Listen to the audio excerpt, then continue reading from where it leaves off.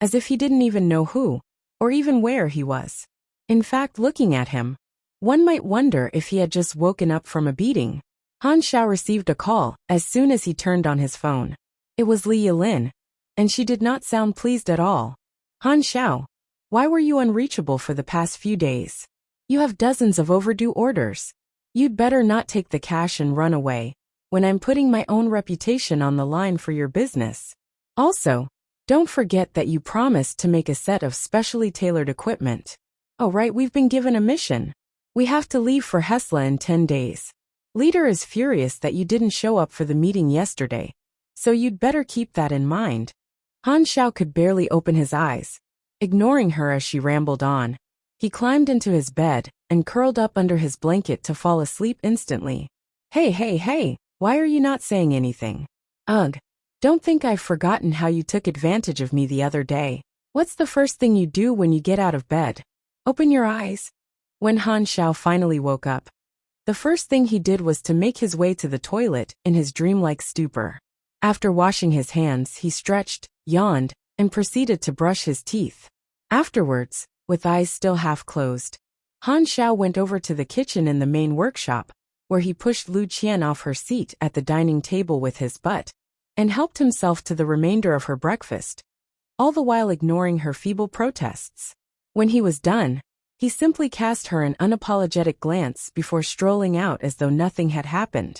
Ah, such carefreeness reminds me of when I was young, reminisced old Lu aloud as he stroked his head. Aha, I want to change the keys. Perhaps this is love, remarked old Lu with a profound look on his face. It is not. Lu Qian yelled out in exasperation. Back in his workroom, Han Xiao opened up a small box. Inside were the fruits of his labor, what appeared to be numerous thin scales of metal. They looked black, but on closer observation, they were actually an extremely deep shade of blue. Although they resembled nothing like armor, these tiny pieces of metal were, without a doubt, the magnetic armor. Well, unassembled and still quite incomplete to be exact. Han Xiao took a deep breath before placing his hand an inch above the case. He then began to summon the energy of magnetism within his body toward his arm. What happened next was quite a sight to behold. The metal scales began vibrating in response to Han Xiao's magnetism, and in the next second, they actually started flying toward his palm, as though they were being sucked in. Upon coming into contact with Han Xiao's skin, they seemed to come alive and began dancing up and around his arm energetically, as though they were live fish. Form, commanded Han Xiao, and the metallic scales instantly spread along his arm to form a thin scale-patterned sleeve of armor. It was perfectly smooth and uniform. The armor appeared to be skin-tight, but as it was controlled by magnetism, there was actually a gap of a few millimeters, allowing its user complete freedom of movement. Han Xiao drew his platinum retractable knife out and viciously slashed upon the sleeve. It produced a crisp ring, but there were no sparks, and the armor was completely undamaged. Good defense, exclaimed a jubilant Han Xiao. Magnetism armor, incomplete. Type, armor bulletproof. Grade uncommon green. Base stats. Defense 75. Durability, 1600 of 1600. Requirements, magnetism affinity energy, intermediate machinery affinity. Ability, can be controlled by magnetism to move across the user's body and transform into armor. Costs 10 energy/min to maintain shape. Additional effect, high resistance. This armor is capable of withstanding high temperatures and is not easily penetrated or damaged. Additional effect, magnetic repulsion. Damage inflicted on the user is partially negated, reduces damage by 20 to 30 points. Additional effect, unique magnetic field. When worn, envelopes the user in a magnetic field that attracts electricity. Tooltip, a friendly reminder, don't use this on a rainy day. In Galaxy, equipment that required energy to use was known as superhuman equipment. The material used to make the metallic scales of the magnetism armor was an exceedingly rare, naturally occurring metal. Not even Division 13 possessed much of it in their inventory, and $250,000 was only enough for Han Xiao to make a partial version that could at best cover his entire back. Nevertheless, Although the theory behind the magnetic armor was simple, crafting it was an entirely different matter. Even if Han Xiao did possess enough resources, he would still not be able to craft the complete version, not with his current level of expertise in both knowledge and skill. In spite of that, crafting the incomplete version earned Han Xiao 40,000 experience, even more than when he had crafted Rover 1. Han Xiao proceeded to test his control over the armor. While such high-level superhuman equipment would usually take a low-level player quite some time to get used to, Han Xiao, with his years of experience, was able to quickly get the hang of it.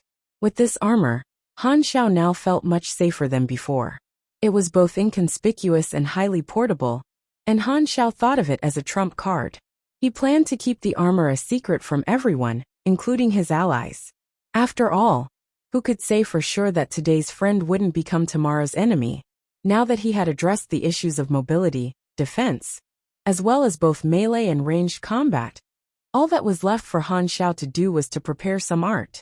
As Han Xiao was already quite satisfied with the bombs provided by Division 13, he only planned to make some simple modifications, nothing too fancy. 60 black, glossy, round-shaped objects lay neatly within the two cases before Han Xiao. These were that highly explosive delay-action shrapnel bombs, known as time bombs for short, that he had purchased from Division 13, and their unnecessarily long name, if anything, was telling of their destructive capabilities. Each bomb costs $800, so 60 of them amount to $48,000. Yep, this calculation should be right. Although the bombs were ready to use, Han Xiao decided to perform some modifications on them. With basic mechanical engineering, he made them flight-capable by installing mini propellers on them, along with power supplies. This greatly improved their range of attack. The only downside to this modification was that it made them look rather comical.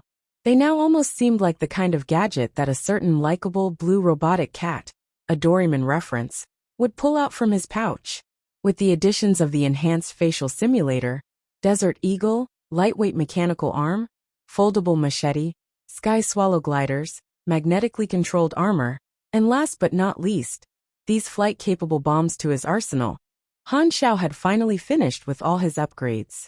Although Division 13 would definitely still provide them with more equipment, at Han Xiao's current level, his gear could be said to be semi-godly already.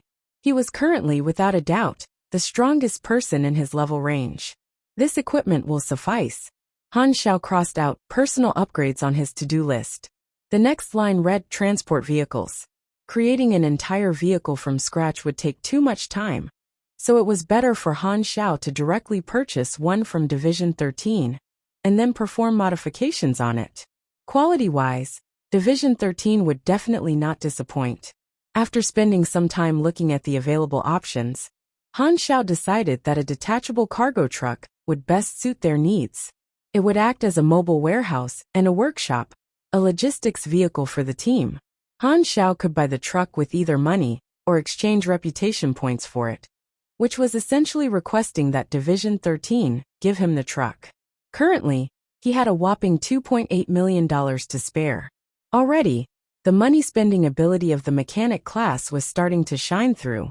Of course, none of this would have been possible without Han Xiao's prior experience that helped him in accumulating money. Without happily spending all their money and getting used to living paycheck to paycheck, one could never become an excellent mechanic. Nonetheless, he decided to pay with reputation points. That's what they were meant for after all. In comparison, paying with money would set him back an unnecessary $800,000. Han Xiao rang Feng Jun up. Give me the vehicle. How long will it take for you to deliver it to my place? I will need to pick it up from the military factory. About 2 hours. Feng Jun's punctuality was proven time and again. Exactly 2 hours later, Feng Jun arrived at Han Xiao's doorstep in the very truck. A problem immediately presented itself. The truck was too big to enter the garage. Han Xiao and Feng Jun stared at each other dumbfounded. They had carefully accounted for every single detail except for this issue. What now? How about you guys expand the garage for me? Come on. Do you think that engineering department staff have that much free time to spare? As Han Xiao rubbed his chin, his eyes suddenly lit up. Didn't you bring in an undercover squad to watch over this district? Where are they now? Be more rational, jackass. Don't you think we are grabbing too much attention? Han Xiao looked away from Feng Jun and began to size up the military truck. It was 4 meters tall, 3.5 meters wide, and attached with an 11 meters long container that extended beyond the width of the front of the truck itself. What attention-grabbing? I don't think so. Han Xiao was not at all flustered when bullshitting. Only the blind would not see such a huge truck. Feng Jun basically spouted saliva all over Han Xiao's face. What is with the saliva spitting when you speak? Han Xiao grabbed Feng Jun's sleeve, wiped his face, and said with a look of disdain, "Not that I am criticizing you, but the volume of saliva that came out of your mouth is huge." Old man Lu walked out at this moment and exclaimed, "What a huge truck. Why don't we just demolish the whole garage?" Han Xiao's eyes glittered. "Get lost," Old man Lu scolded sulkily. He then rubbed the bald area on his head and pondered for a moment before he dug out a key from his pocket and threw it to Han Xiao. "I have a garage a few blocks away. I will lend it to you." Han Xiao was utterly shocked. "So generous. Old man Lu, are you on wrong medicine today? Get lost." Old man Lu was swearing again. He then pushed them away as they were blocking his way, and he walked out for a leisurely stroll. Han Xiao drove the truck and arrived at the garage 10 minutes later. Blurg. "Hello. Do you really have to do that?" Feng Jun's face was as pale as a sheet as he leaned out the car window. He waved his hands hysterically while he continued vomiting. Han Xiao could not understand what Feng Jun was trying to convey. Does he mean that he will not sit in my car ever again? Or is he saying that I don't have to care how he feels? Han Xiao shook his head and threw the unimportant question to the back of his head.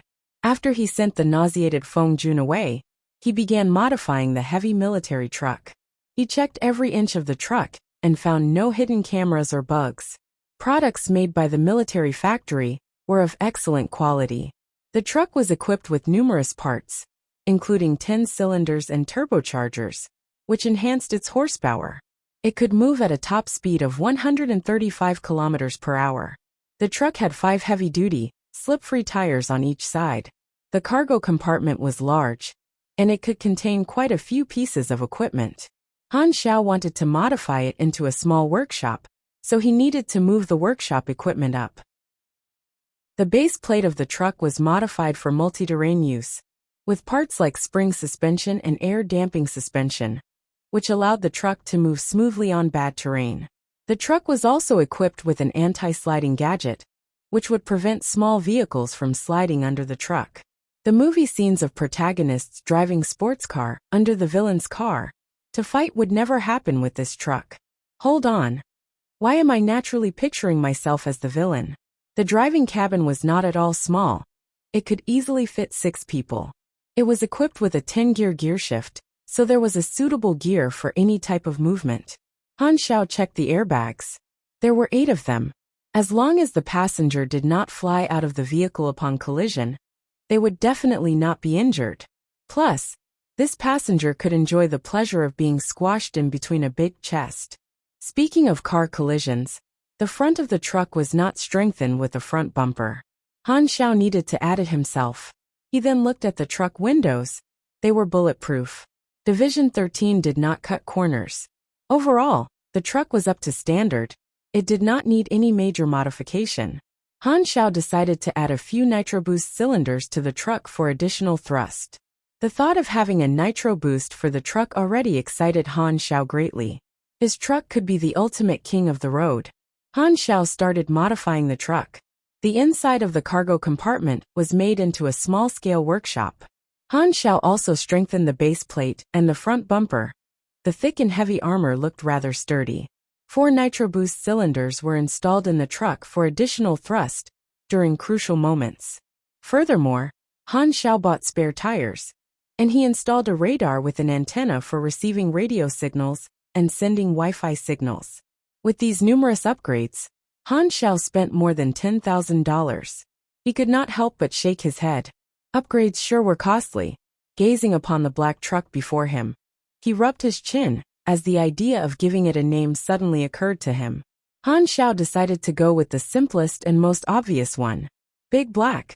Not a bad name at all. Oh my god, Xiao Han, you bought a heavy truck. The four teammates were invited to the garage, and Li Yilin and Lin Ye's faces were soon filled with surprise and excitement. They climbed all over the heavy truck. As Lambert was particularly interested in the engine, he opened the car hood to admire it. Thank you, said Zhang Wei solemnly to Xiao Han. A logistical vehicle was a very luxurious item for a team like them. Zhang Wei felt embarrassed that Xiao Han had bought it with his own money. Xiao Han laughed it off. Hee, just treat it as my way of helping impoverished teammates. Zhang Wei's mouth started twitching as he was lost for words. Although Xiao Han was saying the truth, it was still agitating for Zhang Wei. I racked my brain to come up with a name for this truck. Zhang Wei listened expectantly. Xiao Han cleared his throat and said in a serious tone, Big Black. Zhang Wei's body jerked upon hearing the ridiculous name. He gave an unwilling half-smile. Nice, what a nice name. Oh, you think so too? This name is very catchy and concise. I am quite proud of myself for coming up with this name, Xiao Han said in a satisfied tone. I'm glad you are happy with the name. Wow. The driving space is huge. Li Yilin was having a lot of fun when she suddenly thought of something. Who is going to drive the car? This is my truck. Obviously, I will be driving it, Xiao Han said.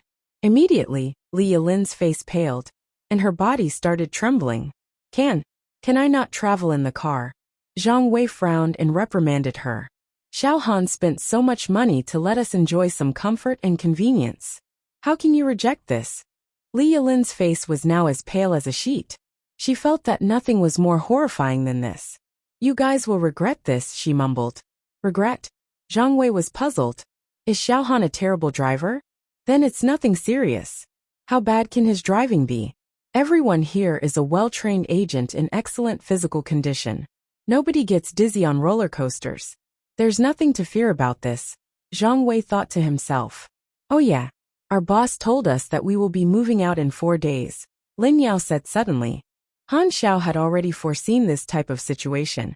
In the first advancement, everyone would learn energy training technique. However, the players were unaware that for players at LV8 or 9, this was a magical skill. The added strength exceeded whatever the player received for their upgrade. Also, some players did not advance in their main class. Hence, they would need a skill that provided energy even more. Aquamarine was the main planet for all the Chinese players. Han Xiao imparted a skill that all players were bound to learn. And while it might seem like he was scamming the players, that was not the case. It was important to note that obtaining a slight advantage in the early stages would enable one to snowball and grow stronger. In other words, Han Xiao allowed the LV10 players to acquire the skills that were only available at LV20. This way, his actions were equivalent to a win-win situation. Not only did he earn extraordinary amounts of EXP, he also enabled the Chinese players to gain an advantage over other planets' players. Perfect. Han Xiao was pleased with his plan. Why would he scam the players?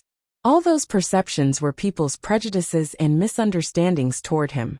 He really loved his motherland. Thinking back to the past when his father almost named him Patriotic Xiao, but under the authority of the tigress in the house, his father changed to his current name, Han Xiao. Energy training technique required 10,000 EXP to learn, and the thought of the potential profits made his heart beat wildly. Only when the players advance for the first time would he then be able to impart energy training technique and reap the profits. This was kind of a reckless deal. He would take whatever he could. Looking at the player's degree of enthusiasm, Han Xiao felt that the EXP he received in version 1.0 would be an astronomical number. While he was busy with the Western Continent Novice Village, Bunhit Dog finally released the first episode in the forum. Galaxy's exploration journal, Black Phantom 1. Bunhit Dog had a bit of a reputation, and the moment the video was released, his diehard fans and curious passers-by immediately clicked into it. Finally, this should be spicy. A surprise release. The subject is Black Phantom. Is Bunhit Dog on his team now? The program was released in the forum's video section. The forum was not for tasteless gossiping only. It had other functions. In order to allow the players to pass the time while playing the game, the video traffic was huge, And with the addition of old viewers watching, the number of viewers increased quite a lot. The opening titles consisted of the promo edit and some screenshots of the scenery before the video began. The first thing that appeared was the third person's perspective of Bunhit Dog. This was the game's pre-installed viewing function, which could also be used to examine the exterior. The background was Black Pine Settlement. Bunhit Dog waved in the direction of the camera, and his opening line was a soliloquy. The everlasting world produced yin and yang, the yin and yang that comes of all living things. The country's benefits are at the cost of my life, and every moment of spring is precious. Welcome to Galaxy's Exploration Journal. I am Bunhit Dog. The barrage was filled with ridicule. What is this dumb soliloquy? I read a line of the poem at that time. If how confident I am in unifying my country is just like how the sun rises from the east. Divine Toad requires 1,000 years to learn. Bunhit Dog continued in the show. There hasn't been a new upload in a long time. Being the first episode of the Galaxy series, I'll video a character's perspective and let everyone have a taste of my expedition. This character left a lot of impressions on the players. Mechanic Master, Novice Leader, Mysterious NPC, Secret Quest. Presumably, the audience in front of the screen is curious about the identity of this character. That's right. He is the person in the title, Black Phantom. Wow, awkward talking time, I salute you. Finally, that's what we came for. The lens switched over to show Bunhit Dog's perspective. The official content began now. The video content consisted of clips recorded by Bunhit Dog, and it became different segments after rounds of editing. The special effects and the narration were then added on later. Bunhit Dog used a humorous style, explaining the first encounter with Han Xiao, where Han Xiao resisted a pack of wolves in Green Valley Ville and stopped the confrontation between two warlords. Bunhit Dog showed the first person's point of view, while the narration began to analyze Han Xiao's influence. In one sentence, Black Phantom exhibited his influence by moving the two warlords away with just his words. Before I begin with the analysis, I would like to introduce the identities of the two warlords. The scene changed and arrived at Black Pine Settlement. Bunhit Dog introduced Lu Chung, who was the leader of this large-scale settlement. He possessed a huge army and tons of war chariots. Then the topic changed. Lu Chung possesses such great power, yet he was afraid of Black Phantom. Then, where exactly did Black Phantom's influence originate from? Listen carefully to what I, Brother Bun, have to say. He used Lu Chung as bait to further the intrigue the audience had toward Black Phantom. The results were outstanding. Frenzied Sword acted as an esteemed guest and appeared on this show. He analyzed Han Zhao's identity in their conversation and slowly touched the tip of the iceberg of Han Zhao's mysterious origins. First, both revealed Black Phantom's name, which seemed to be Han Xiao. Initially, in Star Dragon Intelligence Agency, this was information that no one knew of, and in a flash, it captured everyone's attention. The barrage became very sparse, and everyone was reading the content seriously. Frenzied Sword had sucked up to Han Xiao during the beta testing, but he was unaware of Han Zhao's real identity. He only understood that Black Phantom belonged to Six Nations side. However, due to some reason, Black Phantom left Star Dragon and joined the two organizations, the Dark Net and the Blood Pact Society. This information came from the extremely fatal powerful enemy, Lu Chung. Even though he did not know the particulars of these two powers, he knew that they were huge backers, and they belonged to the high-ranking powers that players were unable to interact with currently. They were also among Black Phantom's origin. Bunhit Dog and Frenzied Sword also thought that the crucial reason that people were afraid of Black Phantom was because of his capability. With the player's current rank, they were unable to see the high-ranking character's exact stats. However, they had witnessed Han Xiao killing other, extremely fatal NPCs more than once, and based on that, they felt among the NPCs, Black Phantom's capabilities were at the peak. Becoming enemies with Germinal was Black Phantom's current biggest displayed goal. Due to the lack of clues, they were unable to understand the reason behind Black Phantom and Germinal's conflict. Frenzied Sword actually divulged the situation of the beta testing. From beta testing to public testing, the game went through more than 3 months, and Han Xiao had taken on a new persona and become Black Phantom. The moment this information was released, it immediately evoked the audience's curiosity. What exactly did he experience that made him the Black Phantom today? Everything was just assumptions without evidence. The show was unclear, and Bunhit Dog's real intention was to toss out this question to act as the show's hook to attract the audience's curiosity. Continuing on, Bunhit Dog and Frenzied Sword discussed the Black Phantom's actions of scouring novice villages, and agreed that this was decisive evidence that Black Phantom was a novice leader. After 20 or so days of amusement, the players realized that the NPC's actions and thoughts were very real, and Black Phantom would shock players consistently. For what reason would the Black Phantom interact with the players frequently, and also involve himself in obvious plans? There had to be a reason, yet the show only mentioned it in passing. Bunhit Dog expressed that both he and Frenzied Sword had triggered Black Phantom's secret quest, proving that he was able to shadow and report on Black Phantom.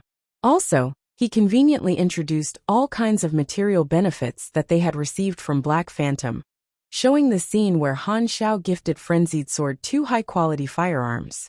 They also followed Black Phantom and arrived at Black Pine, a map that was higher ranked than a novice village, and would issue missions with generous rewards. The barrage was full of the material benefits being flaunted, and the audience envied them to no end. Those who were able to trigger Black Phantom's secret quests were the luckiest people. To hell with you, bastard. Sigh. I heard that holding your breath allows you to take in some of that luck. During the show's ending, Bunhit Dog said, Black Phantom series currently only has 1 episode. The next episode might be of other content. After all, Frenzied Sword and I have been left behind in Black Pine. However, you don't have to worry. I'll continue to pursue and explore Black Phantom's past life. Until then, I'll see all you dog viewers in the next episode. The audience, who finished the episode in one breath, had just one thought. Exciting! The scene was Bunhit Dog's first-person perspective of exploring, while the side explanation cut into Black Phantom's angle, which introduced a lot of information that ordinary people were unclear of. It tossed out a lot of the world's background and knowledge, and this answered many perplexing problems. Furthermore, the style was relaxed, and the content was mind-blowing. It provided all kinds of interesting assumptions, and the audience was fully satisfied. They went on to recommend it on other forums, allowing more players to join in. The subject matter of Bunhit Dog's first episode was well chosen. Coincidentally, it was when Xiao visited the Western continent and allowed everyone to know of his existence. It was a hot topic. Bunhit Dog's video became extremely popular, and the viewer count surged. The first episode went completely viral. Bunhit Dog was pleasantly surprised. His choice of this episode's subject proved to be a correct decision. The video became popular because of Xiao's popularity. And not only that, it added greatly to Xiao's reputation. Everyone's impression of Xiao in their hearts gradually moved from a mysterious merchant and skills trainer to an influential NPC. Guessing his origin gradually became an everyday topic. Other than the reconciliation of interests, some players had another mindset toward NPCs, which was admiration and adherence. This mindset came from the love toward a certain character, the popularity of the character, or players being fascinated by what the character had been through, which formed a group of fans for these NPCs. The classic examples of these are Dragonborn, Chloe von Einsburn, Medivh, One Punch Man, Kratos, etc. By gaining admiration and love from players, the players might behave in a biased way toward the characters when making certain decisions, such as refusing to accept missions from the enemy camp or following popular NPCs to war. Ladies, weirdos, and overly powerful characters had congenital advantages in such things. Xiao was confident in that. However, without real benefits, this kind of relationship based solely on admiration would not have any real meaning. To have players fight for him, perks and benefits were a crucial requirement. He knows how the players behaved. They might help out an NPC out of enjoyment, but only for a short period, and would leave sooner or later if the player did not get any benefits from it. Luckily, his plan consisted of both benefits and popularity, killing 2 birds with 1 stone. Xiao has also watched Bunhit Dog's video, which was exactly what he had hoped for. To gain the curiosity and interest of players, by sending out a video with some clues in it. The information flow between players and NPCs was restricted. They both had a different set of intelligence at hand, so leaking out his real name was not an issue. The germinal organization knew that he was Zero, and might even know the original name of his body, Han Xiao. But they did not know he was Black Phantom and Han Xiao. Star Dragon knew that he was Han Xiao and Zero, but they were not sure if he was Black Phantom. Players knew that he was Black Phantom. His name was Han Xiao, and he served the Star Dragon before. But they did not know he was Zero. Oh, players have yet to receive any information on Zero. Darknet only knew him as Black Phantom. Every organization only had a fraction of the information, and if his true identity was exposed one day, he would just have to change his face, and nothing would happen. He could even increase his legendary level by the time he was strong enough, and choose to reveal all his identities. Since the official launch, Han Zhao's name had always been on the top of the Planet Aquamarine forums, which made him quite well known. Just like celebrities, the more people that knew him, the easier it was for him to strengthen his impression on people. The situation was going great for him. From what he had done, and the help of various videos, his popularity was continually growing at a fast pace. But Han Xiao always has the habit of planning ahead. He had already started to feel an imaginary ceiling on the path of his increasing popularity. Although the functionality of the game was praised by the players, it lacked interactive storylines, and the only way that could make players actively want to interact with him was through the main storyline. Therefore, Han Xiao decided to take on one of the main storylines from Bennett. After going to 2 more novice villages, Han Xiao decided to take some time off so that the players could get some money, and he could have some time for himself to do other stuff. At the top of his to-do list would be to get the bonfire mini reaction furnace. He called Lei Jinyu to ask where the seller wanted to carry out the deal, and he gave him the seller's number. "Greetings," the person on the phone said. It was an electrical-generated fake voice, so he could not figure out the age nor the gender. It was very confidential. "How are we going to carry out the deal?" Han Xiao was very straight to the point. "In 3 days. In a moment, I will send you the location. Bring your money, and I will bring the stuff," the person said. "Okay, I will get one of my men to carry out the deal," Han Xiao replied. 10 seconds after hanging up the call, Han Xiao received a message. Severus, the city near the border of Ordina. Financial organizations and families were deeply rooted in Ordina, so it was filled with competition and very clear class differentiation, as the country's policies were focused on the elites. Every city felt grand and solemn, and the regular rainfall created a light fog that made it look gloomy. It was drizzling in Severus. The weather was damp and bleak, which suited the atmosphere of the city. In a residential flat that had been made into a surveillance room that was connected to every traffic cam within 3 streets, a dozen or so men wearing black were busy doing something. Some were checking on the guns, some were looking at the surveillance screens, and some were going through the intelligence. This was an intelligence action group in Ordina, together with 6 other action groups, which locked down 3 more areas nearby. The agents gathered around to capture an escaped criminal who had stolen classified country intelligence. The target had been on the run for many years, and they had finally found a lead that he would appear in Severus to carry out a deal with a third party. The intelligence source was trustworthy. It had come directly from the information division. They had hacked into countless phone lines, and were able to pick out a few that were suspected of being important calls from the target. Continue your surveillance. Snipers, get ready. Take down the target once he meets the dealer. The higher-ups suspect that the target is dealing with a political finance organization. So we need evidence, the leader of the mission said through their earpiece. The target is quite crafty. You're our last level of insurance, Mr. Mag. Please be ready to act at all times. Yes, he replied in a very cold tone. Mag was one of Ordina's aces. His position was similar to Mo Rance. The fact that even he had been sent to ensure the completion of the mission showed how important this mission was to Ordina. Airplanes were not allowed to dock at Ordina. Therefore, Han Xiao traveled by electromagnetic hoverboots for a day after alighting to reach Severus.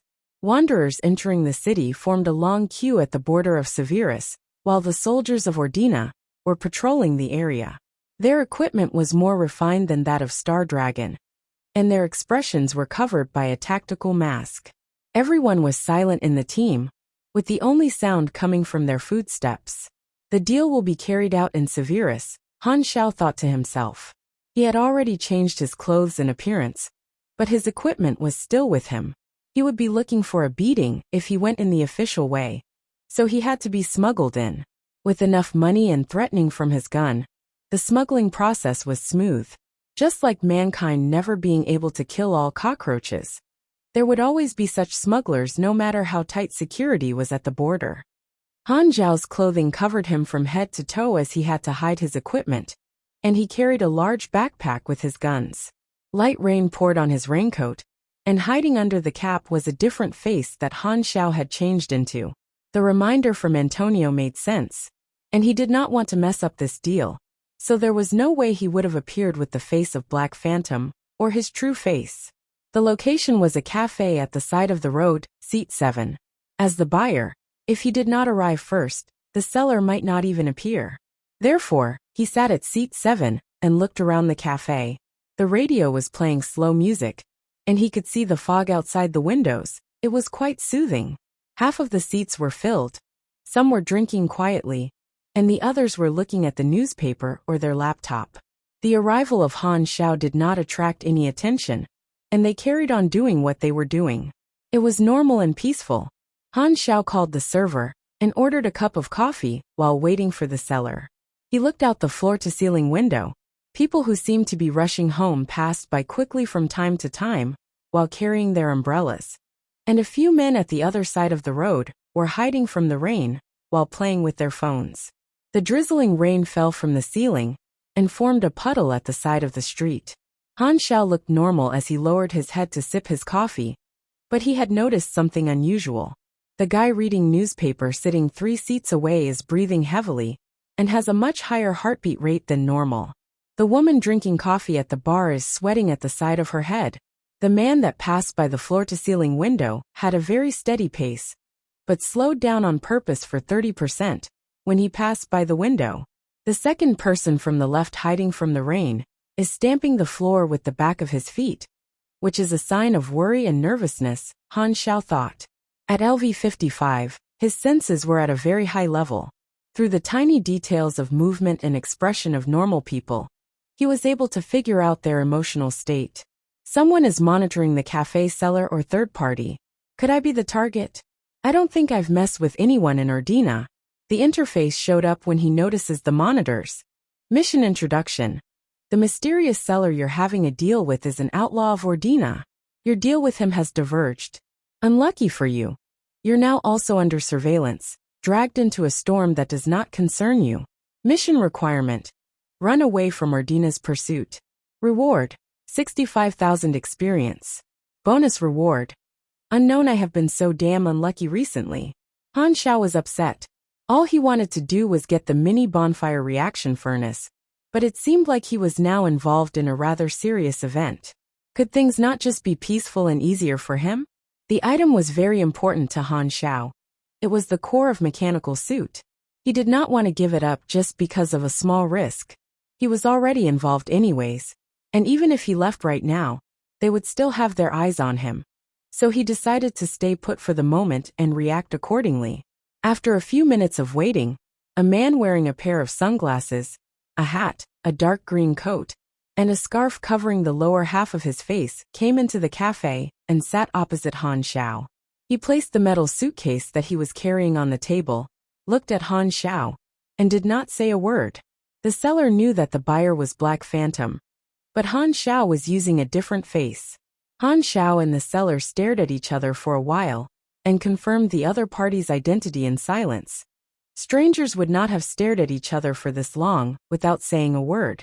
The seller entered the passcode and turned the open suitcase toward Han Xiao.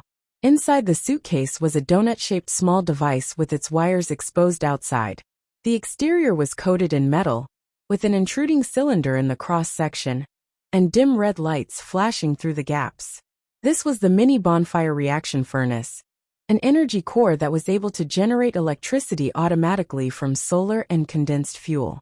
It was also a piece of superhuman equipment, as energy could be turned into fuel as a power source. A rechargeable battery was a core material for mechanical suits. It eliminated the need and trouble of battery supplies. Just imagine having to change batteries in the middle of a fight. Han Xiao confirmed it was the real thing with his hands, took out his laptop, sent the money to the seller in a flash, and immediately said, "Run." Without waiting for the seller's reaction, Han Xiao shoved the mini bonfire reaction furnace into his backpack and stood up suddenly. He took out his berserk eagle and shot many times at the people that he had previously confirmed to be monitoring him. Ordina agents took action as soon as the deal was completed, but Han Xiao was a second quicker. He had the upper hand. The firepower within 10 meters from a gun with such high caliber was comparable to a sniper, so all the monitoring agents who got shot flew backwards. Although the agents were well trained and wore bulletproof vests, they were just normal soldiers. On the other hand, Han Xiao was a LV-55 mechanic, so his guns were strengthened, and he had all kinds of skills that further increased their power. One shot was enough to make the agents lose their fighting ability and put them in a critically injured state. Without any hesitation, the seller broke through the floor-to-ceiling window and ran with all his might. He was a superhuman, too, as he covered a few meters each step he took. To divert the numbers of the enemy, Han Xiao ran in another direction.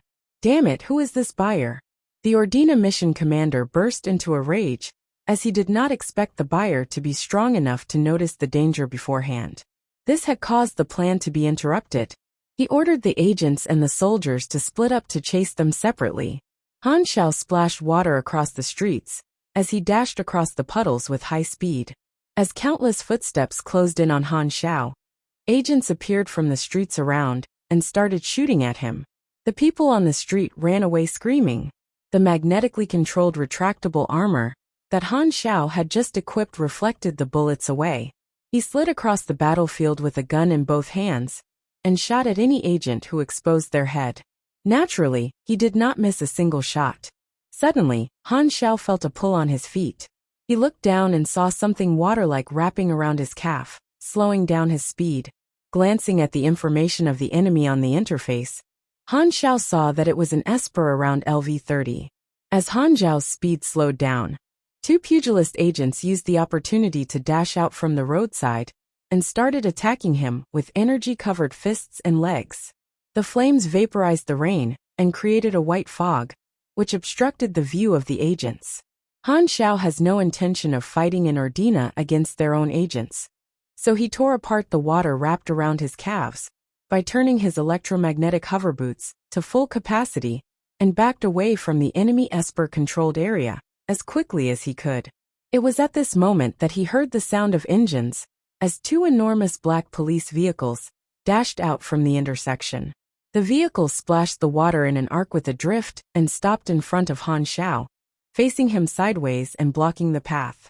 High-caliber guns extended out from inside the windows as they rolled down and shot Han Xiao at the same time. The firepower was so strong that it created sparkles out of the muzzle for an astonishing half-meter. As the bullets expanded in his sight, Han Xiao got hit head-on. These guns were high-caliber assault rifles, and some of them were shotguns that had knockback effects. Although he had armor on, he still stumbled from the bullets. Information of the enemies appeared on the interface. They were Ordina's Special Operations Unit.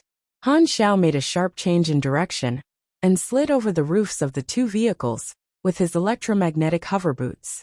The soldiers in the vehicles alighted hastily to fire at him, but the bullets could not catch up to him and left a trail of holes on the walls of the building.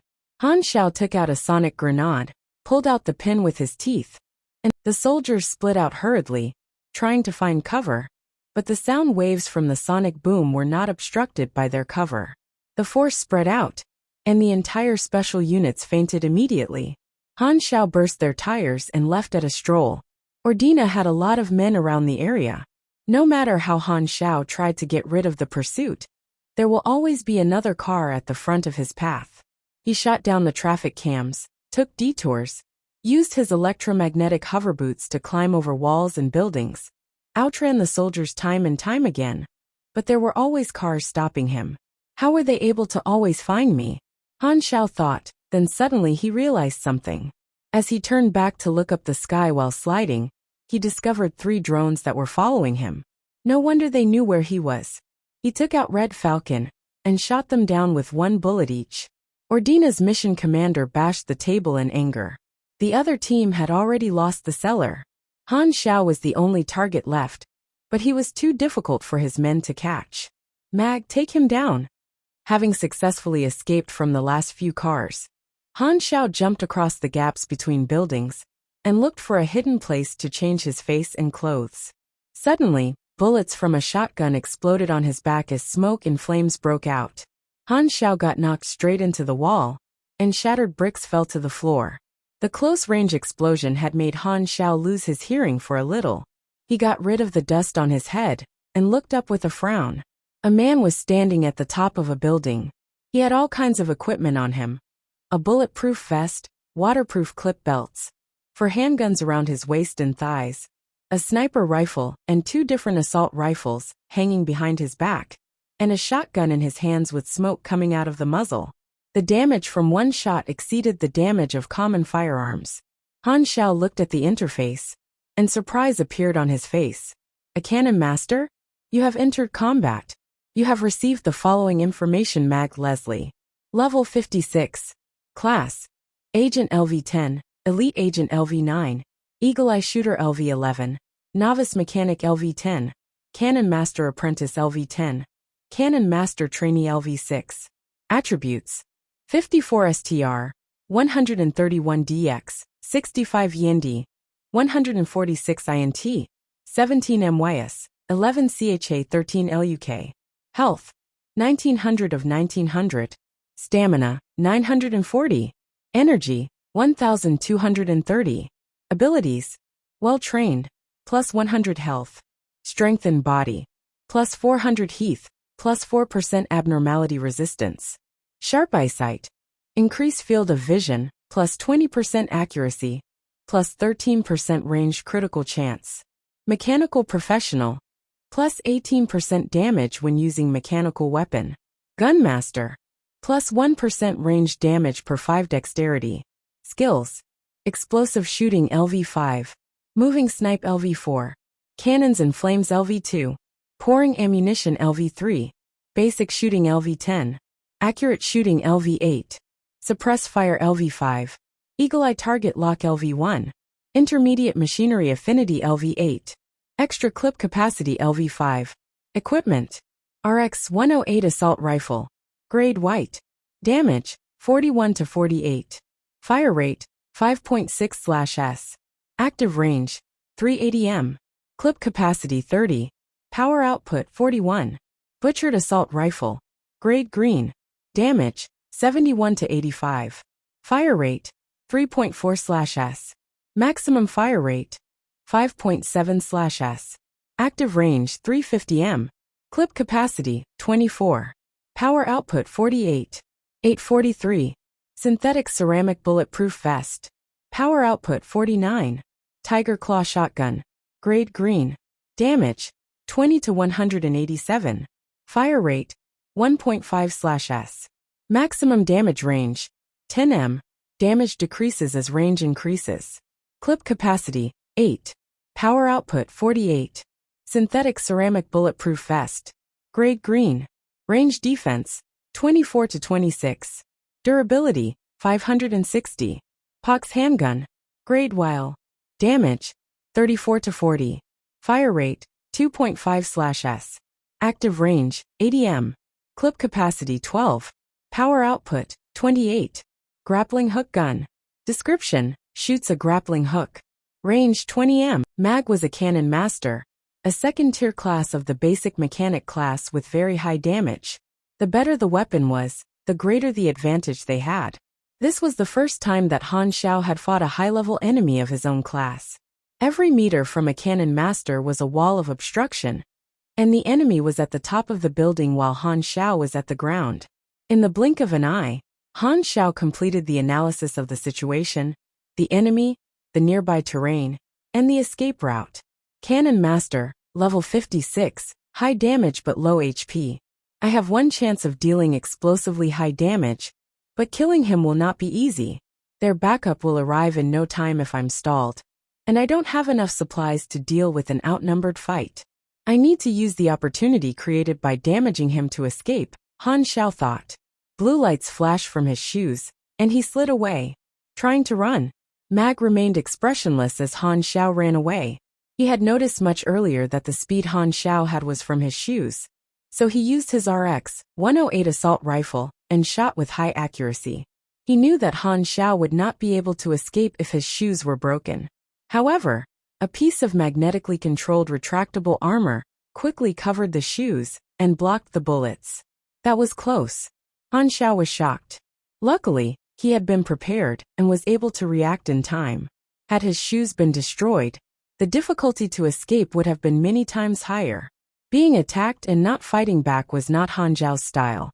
Whilst tactically retreating, he fired back at Mag with high accuracy on par with the latter, and 3 high-caliber bullets hit Mag's chest. Physical fitness was not Mag's strength, and he could barely handle the power from the bullets.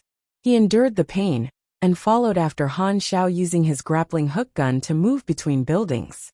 Mag had an advantage of having the high ground, so he used explosive shooting with his Tiger Claw shotgun and fired another shot at Han Xiao. The force of the explosion knocked Han Xiao into the wall once again. Before Han Xiao could pull himself out of the wall, he felt a sense of danger and immediately covered his entire body with armor. Mag stood on the ceiling with one assault rifle in each hand. He used moving snipe and pouring ammunition at the same time. The increased fire rate from both skills together turned the bullets into a storm raining down on Han Xiao, keeping him stuck on the wall. The holes in the wall turned to waves of dust, and the cracks grew even larger. He should be almost dead. Mag was confident. This round of explosive damage that he had dealt with the combination of abilities and hundreds of bullets should have left the target almost dead, if not dead. Dust filled the air and blocked the view inside the pit. A loud and weird sound appeared. Suddenly, an invisible force field exploded on the wall, pushing away the rain and bullets, creating an area of empty space. Field repulsive machine. Using the repulsion from the machine, Han Xiao jumped out of the pit and remained stagnant in the air for a short moment. He held up the phantom ghost sniper with one hand and aimed at Mag from afar, locking onto his position. Time seemed to have slowed down. Mag felt a chill down his spine. The gun gave him a piercing sense of coldness, and his intuition told him that it was extremely deadly. He tried to dodge as soon as he could, but Han Xiao fired his shot before he could dodge fully. In the flash of blue light, Mag felt an irresistible force bursting on his chest. He was knocked into the air and rolled to the other side of the roof, barely grabbing the edge of the rooftop in the last second before falling down. The pain from his chest hurt like hell. He looked down and saw a bloody hole on his right chest that penetrated his body through the bulletproof vest. Blood was gushing from within. He shot through my lung. Mag was sweating heavily from the pain of the wound. Every time he took a breath, it felt like a knife was carving back and forth in his lung. He was shocked and frightened. The power from this shot was stronger than one of his even when he was at peak performance. Where the hell did this extremely strong guy come from? And who was he? His explosive power was even superior to the Ace of Ordina. But Mag had never seen him before. Had Mag not dodged, the bullet would have hit his eye. He had ended up in this state even with a bulletproof vest. If he had been even half a second slower when he dodged, Mag's fear toward Han Xiao peaked. You destroyed Mag Leslie's synthetic ceramic bulletproof vest. You dealt 772 points of damage to Mag Leslie. Mag Leslie has entered moderate bleeding state, losing 5 health/S for 60s. Mag Leslie has entered penetrated lung state, minus 10% dexterity, minus 15% movement speed. This explosive shot was used with flaming will and overload, so the damage was frightening. Han Xiao took a deep breath. For the first time, his magnetically controlled retractable armor was close to being destroyed. The damage from Mag's storm of bullets had decreased its durability to the alarming zone of 100 points. If he had still been wearing the first version of it without all the improvements that he had made, it would have been destroyed. Cannon masters were known for their firepower. If Mag could get better firearms, his damage would have further increased. To Mag, the fact that Han Xiao was still standing after all the bullets he had fired was already quite unbelievable. If Han Xiao were to stay and continue the fight, he would almost certainly win. But he heard the engines from afar. Their backup was here. This is Ordina's territory. I'll be outnumbered easily by their countless men.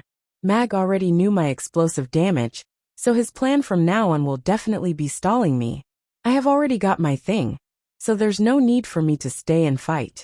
Running away now is the priority, Han Xiao thought to himself, and retreated without hesitation.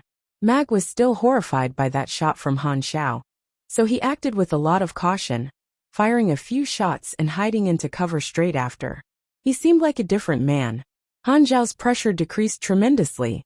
While Mag was being cautious, he used overload on his skating shoes, accelerating rapidly in a split second, and disappearing from Mag's sights. Mag lost Han Xiao completely in the complicated streets of the city. He called his colleagues instantly to check on the cameras in the city, but Han Xiao was nowhere to be found. It was like he had vaporized. The mission target was the seller, who was experienced in escaping after so many years of being chased. And because this buyer reminded the seller a second earlier, he had found a chance to escape from the agents. Thus, Mag could only go after the buyer, but despite being the ace, not only did he not catch the target, he was even badly damaged. Anger and dismay filled his chest. Failing the mission was like a slap on his face. Ordina agents started searching the area, which expectedly lead to no result. They could only pass their recorded fighting video to the intelligence unit for analysis. However, although they did not have any hope that doing this would give them any valuable information, they surprisingly found someone whose fighting style was the same as the buyer's. Black Phantom. They look completely different, but he might have worn a skin mask. It all makes sense now. Only Black Phantom could disappear like a ghost. In the action command room, Mag was being treated by the doctor. His face was gloomy. He had heard of Black Phantom before, but as an ace agent of an intelligence organization, he had looked down on assassins like Black Phantom. However, through this accidental clash with Black Phantom, despite being the pursuer, he had been defeated and critically damaged, unable to even follow the target. Mag felt ashamed. No wonder he is a legend. The action commander did not blame Mag, as failure was not unacceptable when the opponent was Black Phantom. The question was, why did Black Phantom come to the Western continent? Did he have a deal with the outlaw they were following? Ordina's intelligence unit took the appearance of Black Phantom very seriously. They opened a meeting and told the hacker unit to play with the source of this information, which was the short call Han Xiao had with the seller about the deal location. Greetings. How are we going to carry out the deal? In 3 days. In a moment, I will send you the location. Bring your money, and I will bring the stuff. Okay, I will get one of my men to carry out the deal. The last sentence was the key. The person that the buyer sent was astonishingly Black Phantom, which meant that the identity of the buyer was clear. After running away from Mag's sights, Han Xiao turned back to the direction that he had come from, where the surveillance cameras were destroyed. He changed his clothes and the face on the skin mask, dived into the crowd, and escaped successfully. He headed to the border. And just as he expected, the border was locked down as special operation units and scouts searched everyone who passed by. Aren't I so unlucky, getting into a fight with agents when I just wanted to buy some equipment? It seemed Antonio's words had become the truth. He really met people from Ordina's intelligence organization. Their ability to extract information was undoubted. Han Xiao figured they would probably be able to sniff out that he was Black Phantom from his fighting style. Well, he had no choice since he was running for his life. Of course he had to not held back, or he would have been dead. Why is it so tough to just keep a low profile? Han Xiao sighed. Exposing his identity was not going to affect him since nobody really knew who he was, but he felt like someone got into trouble because of that. Never mind, it was a small issue anyways. At least Han Xiao got the mini bonfire reaction furnace. He was contented. Han Xiao knew where human smuggler was. The border being locked down would not obstruct him from smuggling himself out. Although the price increased, It was acceptable to him. After going to a rural area in Severus and smuggling himself out of the city, 1 hour had already passed. The rain had stopped, replacing the clouds and fog.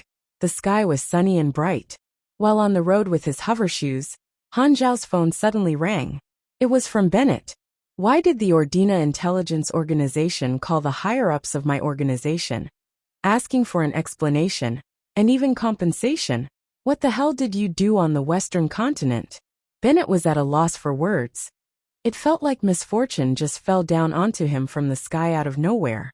Ordina showed him the evidence, which was the recording of the phone call, and Bennett could easily tell that the voice of the buyer was clearly Han Xiao. Who in the world would say, okay, I will send one of my men over, then go over himself? Even if you want to confuse others, at least don't fight in such an obvious and unique style. It's very misleading US *. Well, it was supposed to hide my identity, but it seems like that didn't work. Anyways, don't worry, it's not a big issue. I only fought some Ordina people, beat up a few agents, and destroyed a few buildings, nothing much. The people of Ordina were quite welcoming. By the way, the weather here is not good at all. It keeps raining and feels really gloomy. It's not like the southern continent, where it feels like spring, and is very comfortable. I prefer southern continent's weather much more. Bennett was stunned. How did you change the topic so naturally to talk about the weather? Could your skills to change topic be any worse? Han Xiao laughed it off and said, it was an accident, that's all. I've got something to attend to, got to go. US *ho. Han Xiao hung up the call quickly before Bennett finished the sentence. Phew, that was definitely a misstep. Didn't expect Ordina to be this angry. Did they really have to be? Dragged and completed. You received 65,000 experience. You completed the hidden requirement. Stop mag, and help the mysterious seller to escape within 3 minutes. Han Xiao raised his eyebrows and thought, so, this is the hidden requirement. Luckily, I didn't leave the seller behind. He had actually come up with 2 plans at the time.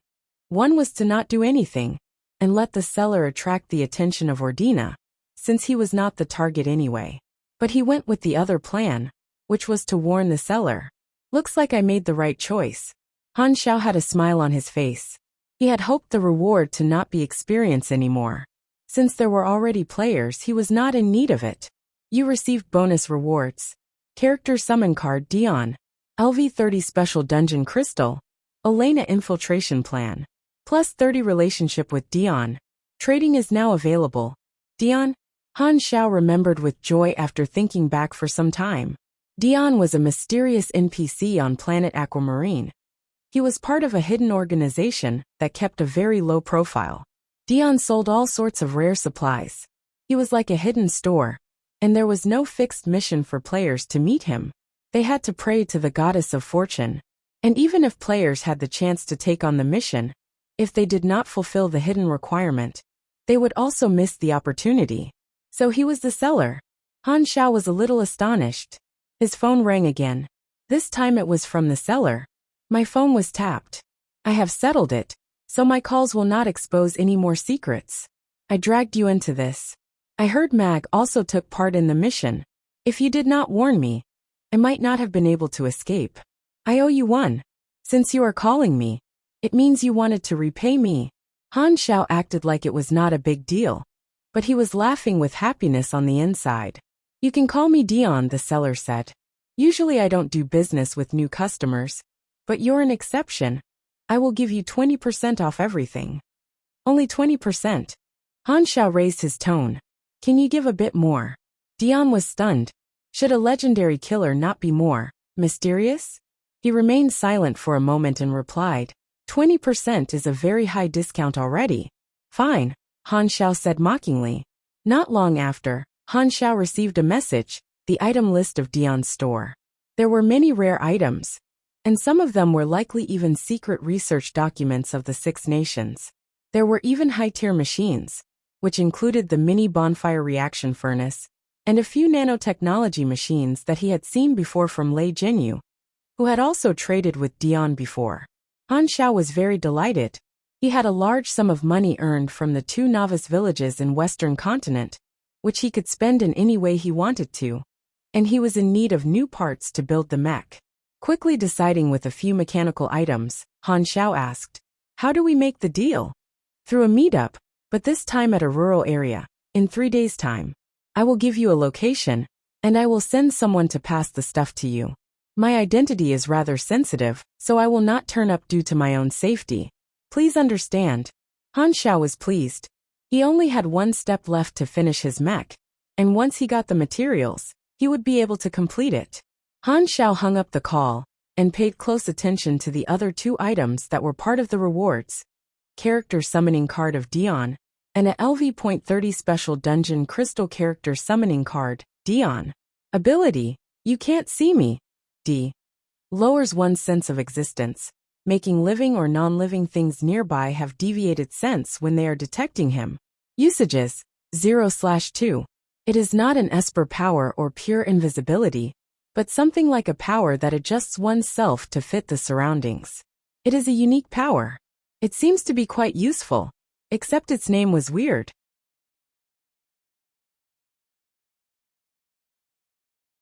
He looked at the other item. LV.30 Special Dungeon Crystal, Elena Infiltration Plan. Introduction. Elena is a secret research lab of Ordina. A few years ago, Dion infiltrated this facility and stole their military secrets. This will be your test. Dungeon type, backwards time travel dungeon. Player completion count, 0. Shortest completion time midnight. Record holders none. The dungeon missions only appeared when inside the dungeon. Han Xiao guessed that it would require him to take on the identity of Dion and steal the secret documents, just as Dion did. Using dungeon crystal was risky for him, so he kept it unclaimed in the interface, considering selling it to players in the future. 3 days later, at the meetup location, 2 of Dion's men were waiting in masks, carrying the items that Han Xiao had ordered. Han Xiao paid the money and got the things right at the spot. It went smoothly this time. Going back to the cargo plane, Han Xiao opened the metal suitcase that he had received, which held the materials securely. U9 colloidal bulletproof membrane. Its functions had already been mentioned before. Nerves biological transmission cable increased energy efficiency, which led to a higher output. Using it in a mechanical suit would slightly increase its basic stats. High-speed injection module could be placed inside the mechanical suit to inject some potions, such as healing potion and steroids. He also bought some painkiller. Han Xiao had studied enough blueprints, and now he had all the materials he needed, so he decided to self-create a mechanical suit. To prevent distractions, he had the plane parked in a hidden place and stopped all other activists. 5 days later, with dark bags under his eyes, Han Xiao looked at the completed suit with a smile of relief. It's done. The scan is successful. You have successfully created a new prototype blueprint. Please name the blueprint. Han Xiao contemplated for a while. This light mechanical suit was a knockoff of the Python, but many parts and modules were different from the original, so it suited his needs. He had an idea for a suitable name. Named successfully, you received customized blueprint light mechanical suit, Viper. This is a good name. Han Xiao was satisfied. Viper was a completely black combat suit. There were platinum alloy plates on the outside of chest, belly, thighs, and back. A little below the back of the neck was where the mini bonfire reaction furnace was slotted into, emitting a faint red light. Spaces between the armor were filled with U9 colloidal bulletproof membrane, which had very high defensive power. On the inside of the combat suit was PE0 fiber that was designed to look like muscle outlines, which increased the user's powers. The helmet was a one-piece mask made of high breathability materials, which had a filtration device at the mouth made of metal, and a B-shaped protective goggles at the eyes. From the user's perspective, the goggles had technical functions that listed out data scanned and captured from the battlefield. There were also mini weapon modules in the suit. Viper. Type, single unit light mechanical combat suit. Grade white. Basic stats. Armor 5600/5600. Defense 137. Power level 578. Energy 2600/2600. Height 1.82 meters. Weight 108 pounds. Control method, body plus low-class smart chip. Power source, Mini bonfire reaction furnace self-charge.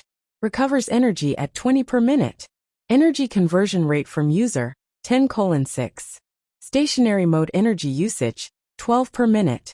Combat mode energy usage, 28 per minute. Core power capacity, 421 of 600. Bone structure module, PE0 nanotechnology fiber. Biological muscle inner bone. Strengthens muscle when the user moves the body. Hardens muscle under attack. Increases attributes. STR plus 38. DX plus 25. Def plus 12. Power output 70. Armor plating module, platinum alloy plate. Armor plus 1800. Def plus 30. Power output none. Armor plating module. U9 colloidal bulletproof membrane. Armor plus 2400. Def plus 45. Power output none. Exterior module, optical camouflage. Reflects light to achieve invisibility to a certain extent. Power output 20. Eye module. Combination of electrical scanning, thermal vision, night vision. Display information in technical hologram screen. Power output 25. Right hand module, heating hand plate. Produces a high amount of heat and deals continuous damage. Energy cost 1.2/s. Damage level 94. Power output 50. Left hand module, as above. Right wrist module, Sunworm mini flamethrower. Energy cost 1/s. Damage level 98. Power output 50. Left wrist module. Field repulsive machine directional. Releases repulsive energy in an arc of 150 degrees and 20 m. Cooldown 30s. Energy cost 10 per use. Power output 60. Leg module. Electrical hover boots. Energy cost 5 per minute. Power output 30. System module. Body condition check. Power output 5. System module. Smart fire control system. Aim assist. Power output 5. System module. Target analysis database. Power output 5. Subsidiary module. High-speed injection needle. Equipped painkiller. Power output 10. Subsidiary module. Mini spider detector, *8. Power output none. Subsidiary module. Electromagnetic pulse controller. Applies excitement. All stats plus 5%. Duration 15 minutes. Energy cost 5 per use. Power output 10. Subsidiary module. SUI anti-radar coating. Power output none. Subsidiary module. Mini radar. Power output 18. Subsidiary module. Air filtration device. Includes oxygen storage capability. Can store up to 15 minutes worth of oxygen. Power output 8. Subsidiary module thermostat. Power output 10. Additional ability, strong capability. During combat. Distributes energy to biological muscle inner bone. Increases stats. STR plus 40, DX plus 20. Additional ability, toughness. Using platinum alloy and U9 colloidal bulletproof membrane. Gains high resistance against corrosion, high temperature, and other abnormal states. Remark, a successful knockoff. Finally, I have completed the mechanical suit. Xiao was excited. He had also received close to 20,000 experience from making it.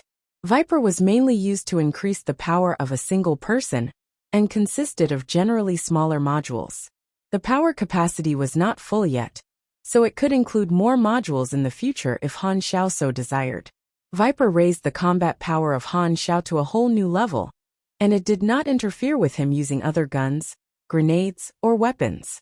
This mechanical suit was a second combat tactic, which provided higher survival capabilities and increased all of his stats. If it was in combat mode, it would increase Xiao's strength by more than 2 times. Xiao now had a sniper at long range and mechanical suit at close combat.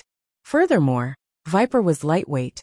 It could be folded into a suitcase, and Xiao had his magnetically controlled retractable armor for when he was not wearing the mechanical suit. I will have to test out its actual combat capabilities. Xiao decided on the next destination. It was where the tragedy of La Potter took place. What convenient timing. Killing the beast boss over there was also part of his plan. The tragedy of La Potter occurred in a forbidden zone that was filled with wild beasts. The beasts in the area were strengthened by a mutation virus called Death Virus. A group of mutated rhinoceroses galloped across the maroon earth. They were enormous and muscular. Their bones bulged from the body like an armor, and the cone-shaped horns on their heads were shining like metal. Above, an anaconda with 2 pairs of bat wings dashed across the sky toward a corpse. Suddenly, a tiny blue flower beside the corpse turned into a gigantic mouth and swallowed the anaconda whole, before turning back to its harmless disguise. All the beasts here are mutated. At the exteriors of the Forbidden Zone, with serious expressions on their faces, Yen Dian and Ned were analyzing the situation through their binoculars. They were lone superheroes that had taken on a contract to enter the zone and search for a group of civilian explorers. This civilian exploring group had entered the Forbidden Zone and put themselves in such a dangerous spot, all to investigate the source of the virus, which was very noble in the eyes of Yen Dian and Ned. Therefore, they had accepted the contract without hesitation. There has always been radiation in La Potter, which is the cause of virus mutation, Ned said. From the last location report of the exploration group sent before losing contact, they went missing in a valley that is quite some distance from us. There's a lot of unknown danger inside. We'll have to be careful. In this area, any large transportation tool would become an obvious target both on land and in the sky. Therefore, they walked in on foot as it was the safer option. On the other side of the Forbidden Zone, Han Xiao had arrived at his destination. The air was filled with a rotten smell and a hint of poison.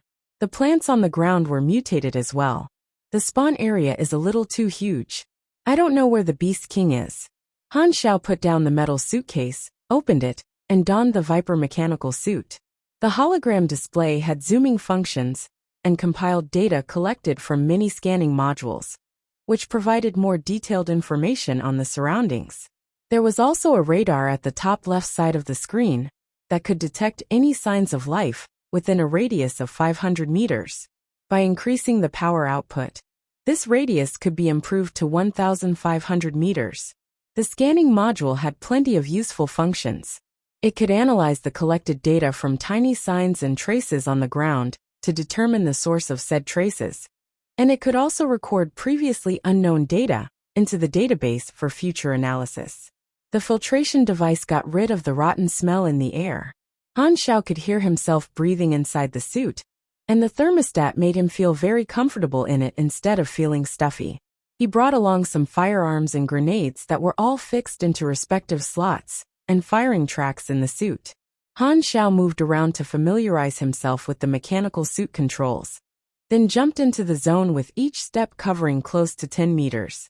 The suit was in standby mode, which used less energy than the mini bonfire reaction furnace generated, so the energy was always full. The radar was active at all times.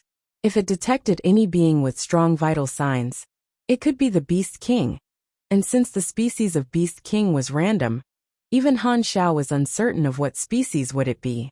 After running for 5 minutes, a dozen or so vital signs appeared on the radar. The view from the hologram screen zoomed in like a sniper scope as Han Xiao gave the suit a voice command. The current controlling mode did not have nerve connection, only voice control for its various functions. The smart chip had voice identification and could analyze simple commands from Han Xiao. No one else could be able to use it. At a few hundred meters away were a group of more than 10 giraffe-like creatures with fearsome bone spurs, which clearly indicated they were not a tamed species. A few of the larger ones raised their neck and looked over to Han Xiao's position. They seemed to have noticed him. Stealth mode. Optical camouflage was turned on, and the exterior of the mechanical suit turned into the same color as the surroundings like a chameleon. The gaps in the suit was also closed up, not letting out any scent. The giraffe-like creatures shook their heads around, but could not find him, so they lay back down.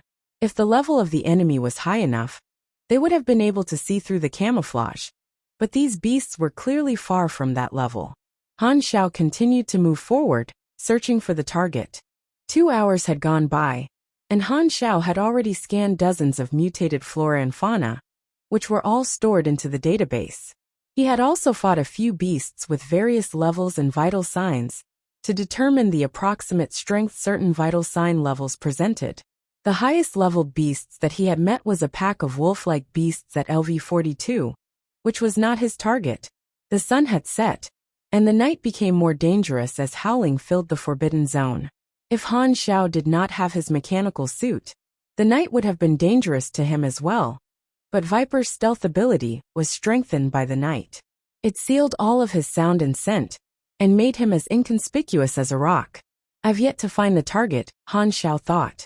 He sat by a large rock and inserted bullets into the clip as he changed the visor mode to night vision. The chance of the Beast King spawning at the heart of the zone, the ruins of La Potter, was higher. As the closer toward the center, the more beasts there were. With a voice command, the armor around Han Xiao's calves split open. Inside was a small space that stored the spider detectors. He activated them and made them spread out toward the center of the zone. The images captured by them were displayed on his goggles. Spider detectors worked in a shaky but rather quick way. After a while, Han Xiao could see the situation of the center zone, which was filled with ferocious-looking beasts. Suddenly, the image from spider detector number 1 experienced a slight shake, and loud crashing sounds could be heard from afar. The beasts were then seen all going in the same direction. Spider detector number 1 climbed up a long-haired boar and headed toward the same direction. 2 superhumans running for their lives from the beasts appeared in sight. One of them was an esper who could release white shockwaves from the hands, which was quite powerful and knocked closing beasts back again and again. However, the sound it produced attracted more and more beasts. It was a vicious cycle that only made the situation worse. There are others who have entered this forbidden zone? Han Xiao raises his eyebrows in surprise. Right the next moment, a white lion that was 5 meters tall and more than 10 meters long appeared. All the other beasts got out of his way with fear, and those who did not were all dead. Han Zhao's eyes twinkled. That was most likely the Beast King. Yang Dian and Ned ran with all their might to the extent that their lungs felt like it was burning. Behind them were more than 100 mutated beasts and an enormous white lion. All of this is because of your power. Its sound attracted so many beasts. Yang Dian said while clenching his teeth in anger. Shut up. If not for your carelessness, we could have avoided that pack of wolves. Stop complaining and making useless comments. What should we do now? Ned said as he released another shockwave, knocking back a few beasts that came too close. Yang Dian took out his laptop while running to look at the map and said, We're getting closer to the center of the zone. It's extremely dangerous there, so we have to change direction now. They turned hastily. The beasts were chasing closely with the enormous white lion leading ahead. Ned's shockwaves could only stop its movement for a mere second, and could not even push it back even the slightest distance. Ned was sweating heavily. He was running out of energy. This time, a cliff appeared in front. There was a gap on the ground that could only fit a human, and he had to enter sideways. Quick! Hide inside. They were overjoyed. Suddenly, Ned noticed a huge shadow below him expanding at a fast pace. Turning around with surprise, Ned saw the white lion jump toward him and slam its claws straight down. The wind from the raw power of the beast was so strong that Ned could barely open his eyes or breathe. You go first. Yang Dian shouted as he pushed Ned away. He then punched toward the claw with blue flames wrapping around his arm. He was a pugilist that had a stronger physique and could endure more damage than Ned, so he was confident it would not be a problem to block just this one attack. Fists and claws clashed with each other. The sound of bones breaking could be heard clearly. Yen Dian's arm was fractured, and a few of his ribs were also broken just from the impact alone. He threw up a mouthful of blood and flew up like a pebble. Ned quickly pulled him along into the gap between the ground, and the claws followed them the next moment and broke stones into pebbles. They almost did not make it. Such strong raw strength. Yen Dian's face was twitching from the pain. A strong pugilist like him had been critically injured by just one hit. The power of this lion was unheard of. Ned was even more aghast. He knew the power of Yen Dian, but even he could not handle a single hit from the white lion. They probably would not survive this time. The beasts surrounded the outside, so they had no other choice but to depend on this gap to live. Fortunately, the beasts could not enter for now. They kept scratching the entrance, trying to create a bigger gap. Every time they heard the sound of claws against the rocks, their heartbeat became faster. Yang Dian took out bandages and ointment to treat the wounds. What they would face next could very well be a death battle. Thus, he had to recover as quickly as possible. Ned was also trying to recover as much energy as possible, even it meant he would suffer more injury in the future.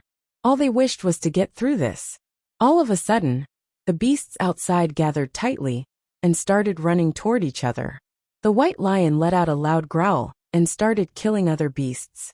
The beasts also started to turn against each other. Blood spilled everywhere, and growling rumbled on continuously. The beasts started killing each other. Smiles appeared on their faces as they decided to wait and see. The beasts fought for more than half an hour, leaving corpses everywhere. The white lion was the final winner. Blood from other beasts had added red to its snowy fur. It stood before the gap and growled at the rest of the beasts, indicating that they were his prey. The beasts backed off and left the prey for the king of the beasts. The beast herd was gone, but the strongest one of them all, the white lion, was still waiting outside. As it clawed at the hole, the opening became larger, so it would not be long before Yang Dian and Ned had nowhere to hide. Their hearts sank to the bottom. Ned bit his lips and said, "Your wounds are too severe. You be the bait, and maybe I can live." Yang Dian looked at his heavily wounded body and said, "It's true I won't be able to escape. It's better for one to die than both. If you can make it out alive, remember to take care of my family." "I will. I will raise your child and take care of your wife." They looked at each other and stayed silent for a moment. Then they both gave a bitter smile. "Stop talking nonsense. If we're going to die, we'll die together." Yang Dian stood up in a struggle and said, "We'll use everything we have left." Ned nodded. White light started lighting up on his hands as he got ready for combat.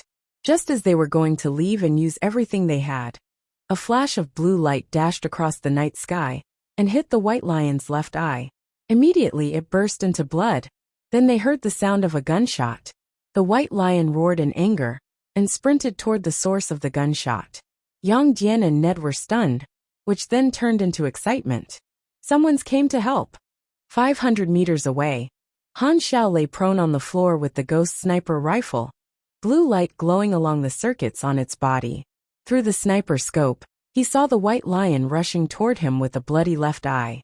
This shot was fired with flaming will, which this time it triggered a lucky 2.2 times damage, together with overload, vital point, and sneak attack critical damage. The damage was an astonishing 1,800. This was the highest damage Han Xiao had dealt with a single shit. However, the white lion was still alive, and well, like it did not affect him. Han Xiao looked at the information on the interface, and as he expected, the white lion was indeed the Beast King. Its real name was Mutant White Lion King, LV56. It had a lot of beast specialty abilities.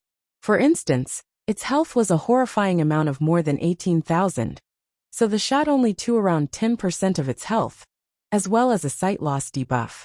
Mutant White Lion King. Level 56. Health 15724/18700.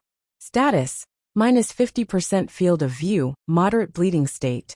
Attributes 135 STR, 126 DX, 240 Yendi, 30 INT, 22 MYS, 31 CHA, 24 LUK. Its attributes were very high, and it had many special abilities, which included one called Crazed Rage, that largely enhances movement speed, attack speed, and damage as health decreased. An extremely dangerous ability. This boss was supposed to be fought by a team, but Han Xiao was solo. However, with the new mechanical suit, the risk was much lower. Han Xiao stood up and slid backward, while firing with his sniper continuously. Despite wearing Viper, he would not opt for close-range combat. Mixing combat strategies was the right way to go. By using the sniper and mechanical suit at the same time, he could have an advantage in both close-up and ranged combat. The scanning module analyzed the nearby terrain and backed up automatically without Han Xiao having to look back, so he could fully focus on dealing damage. After kiting for a while, when Han Xiao finished all the clips of Red Falcon and Berserk Eagle, Mutant White Lion King finally closed in to within 100 meters. Han Xiao stopped backing up, and instead dashed forward to the Beast King. Switch to combat mode. Han Xiao yelled. Electricity pumped through the cables. As bright red light shone from the bonfire reaction furnace on his back, muscle fibers in the suit expanded and provided Han Xiao with even more power. Clenching his fist, Han Xiao could clearly feel the amount of power in the mechanical suit, just waiting to be let out. The additional attributes from the suit had more than doubled his STR and DX. Yang Dian and Ned saw from afar that Han Xiao was going to face the White Lion King head-on. Don't fight him at such a close range, they shouted at Han Xiao in shock. This mysterious person in the mechanical suit was there to save them. He was their hope. They could remember how easily Yang Dian had been defeated, and this guy might very well end up the same. Such a small-sized human, yet he still chose to face the enormous beast head-on. It was like throwing an egg at a stone. It would have no impact. The man and the lion crashed against each other. The result was certain in the minds of Yang Dian and Ned. They almost wanted to close their eyes and not see how cruel the end would be for that mysterious man. But they were wrong. The mysterious man not only did not suffer a tragic loss, but it was the white lion that was growling in pain. The White Lion King was knocked back, and half of Han Xiao's body was hammered into the ground. They were unbelievably on par. Han Xiao had a lighter weight. He had to direct the strength into the ground to not be knocked up. With the leg muscles unleashing their energy, Han Xiao jumped out of the ground and swung his leg onto the white lion's head like a whip. With a loud sound, a ripple appeared in the air. The white lion's skull changed shape from the power. Its whole body was sent rolling away and smashing onto the ground. Oh my God! Yang Dian and Ned were completely stunned by what they saw. Their sizes were more than 10 times apart, and that terrifying white lion had just lost to this mysterious person. In strength, Yang Dian felt his throat going dry. What he had seen was too impactful. Just because he could not do it, did not mean others could not. He had fought with other pugilists that were stronger than him, and none of them even came close to how strong the White Lion King was. Yet this mysterious man was even stronger than that. What mechanical suit is that? I've never seen that before, Yang Dian said. Ned's eyes continued staring straight ahead, not sparing Yang Dian a glance. Could it be a secret research of some giant organization? During combat mode, Viper gave an attribute boost of 78 STR and 45 DX, which made these two attributes of Han Xiao even higher than the White Lion King's. What was even more horrifying was that his overload could further improve the attributes from Viper. Han Xiao had noticed Yang Dian and Ned much earlier, but since he did not know who they were, he did not bother much about it. Han Xiao fought the mutant White Lion King at a very close range, each of his punches and kicks dealing a high amount of damage. Energy was flowing rapidly from the mini bonfire reaction furnace, and the high amount of armor protected him from White Lion King's attacks. Only using fists and legs was a total waste on all the functions the mechanical suit had. Han Xiao had turned on the heating gloves and sun worm, and lit the White Lion King's fur on fire, leaving burn marks around his body. Their fight shook the ground like an earthquake. Even the duo watching from afar could feel it as they spectated the heated fight in awe. Although White Lion King's attacks became strong and faster over time, Han Xiao still had the upper hand. He could avoid most attacks because of how agile he was, and even for those that he did not manage to avoid, they could not penetrate his suit. The duo intended to help, but they realized that not only were they not able to, they might become a burden even if they tried to help. However, they were not the kind to leave their savior behind, so they stood aside watching helplessly. Curiosity and amazement of Han Xiao's mechanical suit filled their minds. They had never seen or heard any country that was ever able to make such a strong single-unit combat suit with so many functions before. Planet Aquamarine's progress in mechanical suit research has always lagged behind. Rumor had it that only the country of Theseus had exoskeleton mechanical suit prototypes, but they were heavy and bulky, and could not improve the user's physical abilities. However, this mechanical suit was far beyond their knowledge and understanding. In galactic civilizations, single-unit combat suit was standard equipment for soldiers, which reduced the gap between humans and superhumans. And it was more than a bargain for players. The Viper was a piece of equipment ahead of its time. It should never have even appeared in front of players in version 1.0. In fact, no mechanical suit was supposed to have been created in version 1.0, and definitely not owned by any player. The White Lion King jumped up in the air and pounced toward Han Xiao. As the wind pressure came closer to his head, Han Xiao calmly raised his hand toward the White Lion King. An invisible force shot out from his arm as he turned on the field repulsive machine. The White Lion King was knocked back and fell to the ground. Han Xiao was using many modules simultaneously, so the energy level was steadily decreasing over time. After countless punches, the White Lion King's health was down to around 30%. The White Lion King howled toward the sky. Its skins turned red. It had entered rage mode. Or as the players called it, the second phrase. Han Xiao could feel the pressure bursting in a short moment. I shouldn't face him directly during rage mode. Han Xiao decided to retreat to a safer range. For the time being, it was his combat style to be able to strike and escape anytime he wanted. The White Lion King chased him for some time, then it slowed down, showing signs of exhaustion. Just at this moment, Flaming Will's cooldown ended. Han Xiao immediately held up his ghost sniper rifle and shot at the other undamaged eye of the White Lion King. This was the highest damage multiplier he had gotten ever since he learned Overload. 4.1 times. Lucky. With this one shot, the only eye that the White Lion King had left burst into a cloud of blood. It was gravely injured and fell to the ground, with just a few hundred points of health left. It's dead. In his excitement, Han Xiao let out a sigh of relief. Viper's power was higher than he had expected, and it covered the mechanic's weakness of having low physical attributes and provided strong protection at close range.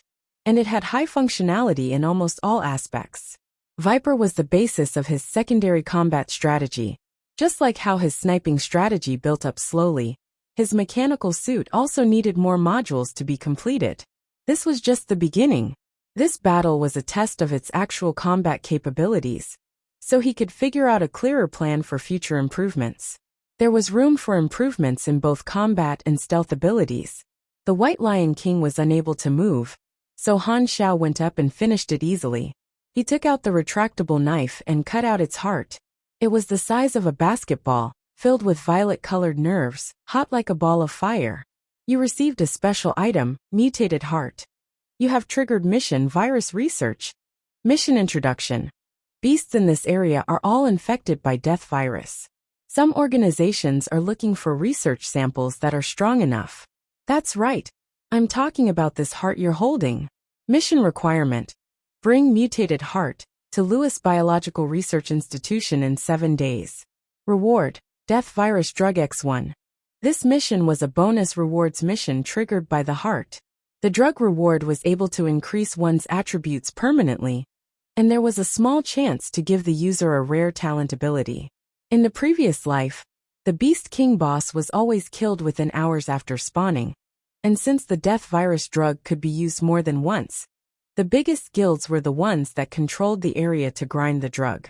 Lewis Biological Research Institution was open to the general public, and players could exchange all kinds of weird materials for drugs that were not any less weird. It was in Maple. Han Xiao took out the liquid nitrogen suitcase that he had prepared and placed the lion heart inside. Then he heard the sounds of footsteps.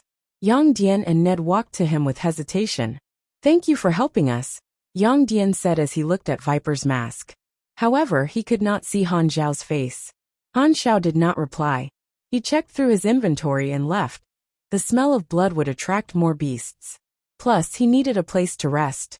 The duo looked at each other awkwardly, then caught up to Han Xiao and introduced themselves. With high hopes, they said to Han Xiao, "We came here to save an exploration team." They went deep into the zone to find the cure of the virus, and have lost contact. "We hope you can help us. You triggered Grade D mission. Save the exploration team. Accept or reject?" "Reject." Han Xiao swung his hands, turned his voice to an electrically mixed fake voice, and said, "Don't bother me. Saving them would mean having to bring a group of normal people across the forbidden zone. The chance of success was too low. Every second spent there would increase the level of danger. Han Zhao's target was only the mutated heart, and it was completed. Thus, there was no need for him to waste his time in the zone. He did not want to just follow the missions blindly. They are in danger because they wanted to solve the disaster. How can you not help? Ned said anxiously. Han Xiao turned on his hovering shoes and left without replying. It was clear what he meant at this moment. Do whatever you want, but don't drag me into it. The duo watched with resignation as Han Xiao left. Not everyone is kind like them, and they knew that, but they were still upset over losing such strong help. Han Xiao left the forbidden zone and went back to the cargo plane that was parked far away. He took the mechanical suit off and let out a sigh of relief. Viper had amazing capabilities, and he was satisfied with the actual combat results. The plane took off for Maple to get in touch with Lewis Biological Research Institution and exchange the heart for the drug. He also planned to do a threatening mission while he was there, and the contact for the Blood Pact Society was also in Maple. Han Xiao looked at the brief mission introduction on his laptop. My contact is a hitman? Wait a minute, this name looks familiar. Golden Fox? I might have seen it somewhere before. Han Xiao raised his brows a little, but did not bother much about it. Putting the matter aside, he opened the forum. His focus at the moment was players. Han Xiao still had 2 novice villages in the western continent that he had not visited. The new players there had already almost reached an average level of 10. By this time, they would have all started leaving the village to explore the map. But because of Han Xiao, some players stayed to wait for his arrival. The feeling was great. His actions had affected the players in what they did, which was all because of the recent popularity and influence he had gained. Reading through the forums, some new posts had attracted his attention. They were mostly from players in the land of Andria, and the content was all complaining. Question: why is the Germinal organization coming to novice villages to capture us? I have been brainwashed, my faction is locked, and I have lost relationship points. Why is this happening? An NPC sliced me into pieces and asked about my origins. Me too. Is this part of the storyline? But I did not get any alerts on my interface. Some players recorded the process of Germinal organization, capturing players in the novice villages. Fully armed soldiers placed handcuffs on players one by one, and some players resisted, but were shot immediately by paralysis bullets. A group of cuffed players sat in the back of the car. Space was tight, and they could only see the outside world through windows covered by bars. These players were brought to the bases of Germinal organization one by one. Its bases were unlike the ones on the other 3 continents, which was very hidden. The bases of the headquarters in Andria were all humongous, and had extremely tight defenses. The land of Andria was brown. If someone could see from a satellite vision, they would see the bases of the Germinal organization as black-colored areas spreading across the brown land, like virus spots. This forsaken land was filled with abundant radiation and dirt with depreciating signs of life. The Germinal organization took many old country facility ruins and inherited their facilities, including places that were once military sites. Inhuman incident has started. Han Zhao's eye twinkled. He had experienced this incident before in the previous life. It had been the hottest topic at the time. Curiosity toward players from NPCs is the core attraction point of Galaxy. Players appearing was part of the storyline. Different planets had different approaches toward the players, and planet Aquamarine was the first planet for this to happen. Before, as a player, he was basically rubbernecking and did not do anything. Now that he had a different perspective, he felt he could find out something else.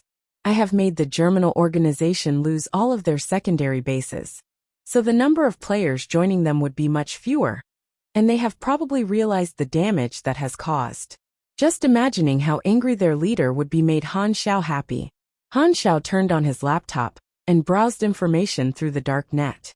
The existence of players had already been noticed by many organizations. The natives of planet Aquamarine were surprised by their arrival. The 6 nations might make a move very soon, which would delay the expedition war. But it would still be earlier than my previous life. Han Xiao narrowed his eyes. The war occurring earlier give him both advantages and disadvantages. Advantages being the players have yet to grow strong enough, and when the 6 nations burst into an all-out war, their impact would be minimal, which reduced the accidental factors. With the power of the Six Nations, as long as the players did not interfere, they would totally crush the Germinal organization. Because of Han Zhao's interference, the main storyline of the war between Six Nations and the Germinal organization would very soon enter the climax, before the players even had enough ability to join into the story. Stardragon's western capital, Division 13 headquarters. Gu Hui, the vice-chairman, and Division 13's leaders gathered in the secret meeting room. Gu Hui pressed a button on the table, and the doors and the windows shut entirely. All surveillance devices lost their functionalities. Gu Hui put on a serious look as he distributed the documents to everyone in the meeting. The documents had authorization stamps from the highest officials, which meant this information was highly confidential. It was the observation information of the Inhumans. 5 days ago, rumors about the existence of Inhumans started spreading through the dark net.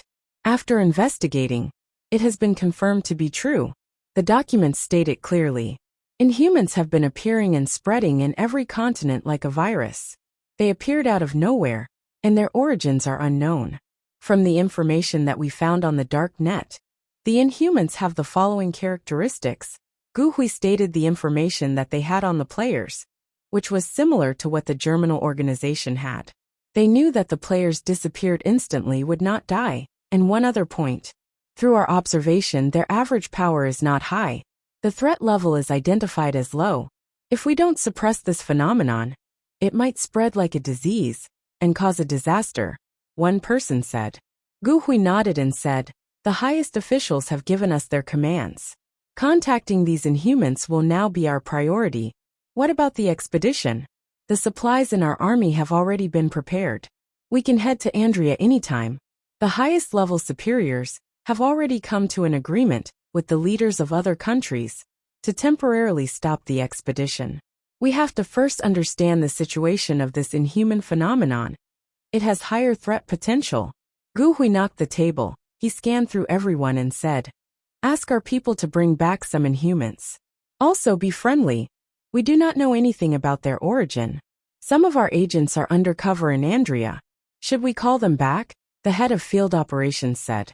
"No need. Let them retrieve more intelligence. We have enough manpower," Gu Hui said. "When we have a conclusion on this, maybe the officials will seek help and answers from the galactic civilizations." As the average level of players became higher, their actions made a greater impact and attracted the attention of the organizations. The Six Nations, Vagrants, Darknet, and many large financial organizations were all paying attention to the Inhuman phenomenon. They had been sending their people to contact these Inhumans with different approaches. Some were friendly, and some were not. The exception was Germinal organization. They captured large numbers of players in Andria, which forced player in the novice village to leave the village early. For players, which organization they joined would not actually make a difference to them, but they would naturally want to resist if they were forced. The Germinal organization had definitely left a bad impression on players, and for those who were already captured, they could only accept their fate. Players in Andria had a tough time. Their game experience was extremely bad, but it made players very curious about one thing. Why were the NPCs surprised about their existence? The NPCs acted almost like real people. More and more organizations started contacting players, and more players experienced similar situations. They started making guesses actively on forums about the situation, and this topic soon became the most popular topic in the forum. This only happened on planet Aquamarine, and not any other planets. So a large number of players from other planets visited the planet Aquamarine site, which made it the most visited planet site of all the novice planets. There were hundreds of new posts every second. Its popularity was astonishingly high. All kinds of speculations surfaced. The seemingly most possible and accepted theory was the Electrolux theory, but the game developers did not give any response. Players could only make random guesses, some of which were quite out of the box. "We actually went through reincarnation to conquer a new world for our gods. Serial number A12651 reporting for duty." Bullshit. We're Earth's army to conquer alternative dimensions, and we have an honorable mission on our hands. 798 space feet from the Earth Association. Commander Blackie is waiting for deployment. Victory belongs to Earth. You're all wrong. The Earth is just an illusion. This is actually the reality. You youngsters are too naive. This is all part of the Elder's plan. This marks the first step of Skynet's domination over mankind. One day, all of our minds will be locked up in the game. Hail Hydra. Previous commenter is in the wrong set. Sigh. I'm a retired soldier of the 1999 Clan Wars. Come to think of it, that was a really dark age. This grandpa above surely has a strong body, playing full-dive VR games at such an old age. These ridiculous speculations became a joke that was trending all over the forum. In a big picture, organizations contacting players with caution was beneficial. It was easier for players to pick a side or organization to join, except for players in Andrea who were being continuously captured. Han Xiao was following the situation. He had information from both the dark net and the forum, which meant that he knew much more than any players or NPCs. The mindset of both parties was very different. The organizations were careful and serious about it, while the players found it fun. Interesting. Han Xiao raised his eyebrows. The influence from the Inhuman incident was slowly fermenting, as the organizations found out more and more about the players' characteristics. The pro players from my previous life should have met their opportunities by now. Planet Aquamarine was China's base camp, so there would definitely be some players who had met an opportunity, unlike other normal players. The storyline was going on the right path. Han Xiao rushed to Maple, as the mutated heart mission had a time limit. Lewis Research Institution was in Kalos City in Maple. It was not near the border this time, so Han Xiao had to travel in a car for 2 days after being smuggled into the country. The country of Maple felt lifeless. Its rigid political system, uneven wealth distribution, and resources were all tightly controlled by politicians, and the low class had very limited opportunities to improve their life. Barely living and just waiting to die was the best phrase to describe civilians in Maple. Walking on the street, long-faced pedestrians passed by him. Han Xiao rubbed his face. He felt that such a confident and handsome face did not fit in with the state of the people on the street. Han Xiao changed his face again, and even wore spectacles. He was sure that nobody could recognize him. Lewis Research Institution building was very tall and silver, which fitted the technology theme. The people in the building were all wearing white coats, as if they were worried about others not knowing they were doing technological research. A receptionist walked to him with a well-mannered smile as soon as he walked in. Hi. Do you require an introduction to the business scope of Lewis Group companies? Han Xiao raised the metal suitcase in his hands and said, I have a heart from a death virus-infected being. One of your researchers might be interested. Please wait a moment, I will inform a superior. The lady receptionist guided Han Xiao to the sofa and left. Lewis Research Institution accepted exterior research projects, so there were always customers who came to visit. Han Xiao sat on the sofa and scanned the environment of the hall. It was built in the shape of a sphere, which made it look like a hotel hall. After some time, 2 people covered in bandages walked in. Han Xiao raised his head as he smelled the odor of blood. It was the superhero duo he had met in the Forbidden Zone. These guys were saving some exploring team. Could it be that the team was from Lewis Research Institution? Looks like they failed and are badly injured. Han Xiao raised his brows, but stayed put as they did not recognize him. Yang Dian and Ned were frustrated. The exploration team that they were trying to save belonged to Lewis Research Institution, and it was Lewis Research Institution that entrusted them with the rescue mission. After Han Xiao left, they had rested for a while and started searching with caution. Eventually, they found the target at the valley that the exploration team had lost contact in. However, all of them had been infected by death virus and had mutated. Bone spurs grew on their bodies, and they had turned into crazed beasts. There was no way to save them anymore. The leader of the exploration team had been able to retain a small part of his sanity. He gave the duo a metal suitcase and told them it contained an important material that could create the cure for death virus. With his remaining rationality, he requested that they take it back to the research institution. The duo had no choice but to abandon the incurable exploration team and leave the forbidden zone with the suitcase. They were attacked by a herd of beasts on their way out, and they protected the suitcase with their bodies. They luckily escaped with the suitcase undamaged, but they were covered in wounds. Yang Dian and Ned dragged their exhausted bodies onto the plane and came to Kalos feeling pitiful. They could not save the exploration team and were ready to be blamed by the research institution, as they felt they did not live up to the trust they had been given. A guy with spectacles and looking like someone of a high position walked out the lift and trotted toward the duo with a face full of hope. "Heroes, you have returned." He sounded very welcoming. "Sorry, Mr. Kate, we failed the mission," Ned said in a very apologetic tone. Kate's expression changed. "Are they all dead?" "Sorry, they were infected. We couldn't do anything." Yang Dian could not look at Kate's grief-stricken face. "It's not your fault." Seeing Kate taking off his spectacles and rubbing his eyes made the duo feel even worse. Ned took out the metal suitcase and said, "The exploration team asked us to make sure this is delivered to you. It's an important material that can solve the death virus." Kate took over the metal suitcase and gave it a gentle touch. "Sigh. I wish they made it back alive. This is their accomplishment, and we'll never forget that. If we are able to make a cure out of this, it will be named after them." The duo could not agree more. Yang Dian sighed and said, "They are heroes. Not being able to save them is a regret that I'll remember for life." "Don't feel that way. Their hard work wouldn't have paid off if not for you guys. You have done what you could, and you shouldn't blame yourselves for that. If you don't mind, we would like to take care of your wounds for free," Kate said with appreciation. "No need to. I can't trouble you any further." The more appreciation Kate showed, the sorrier the duo felt. They rejected the invitation and walked out with straight backs.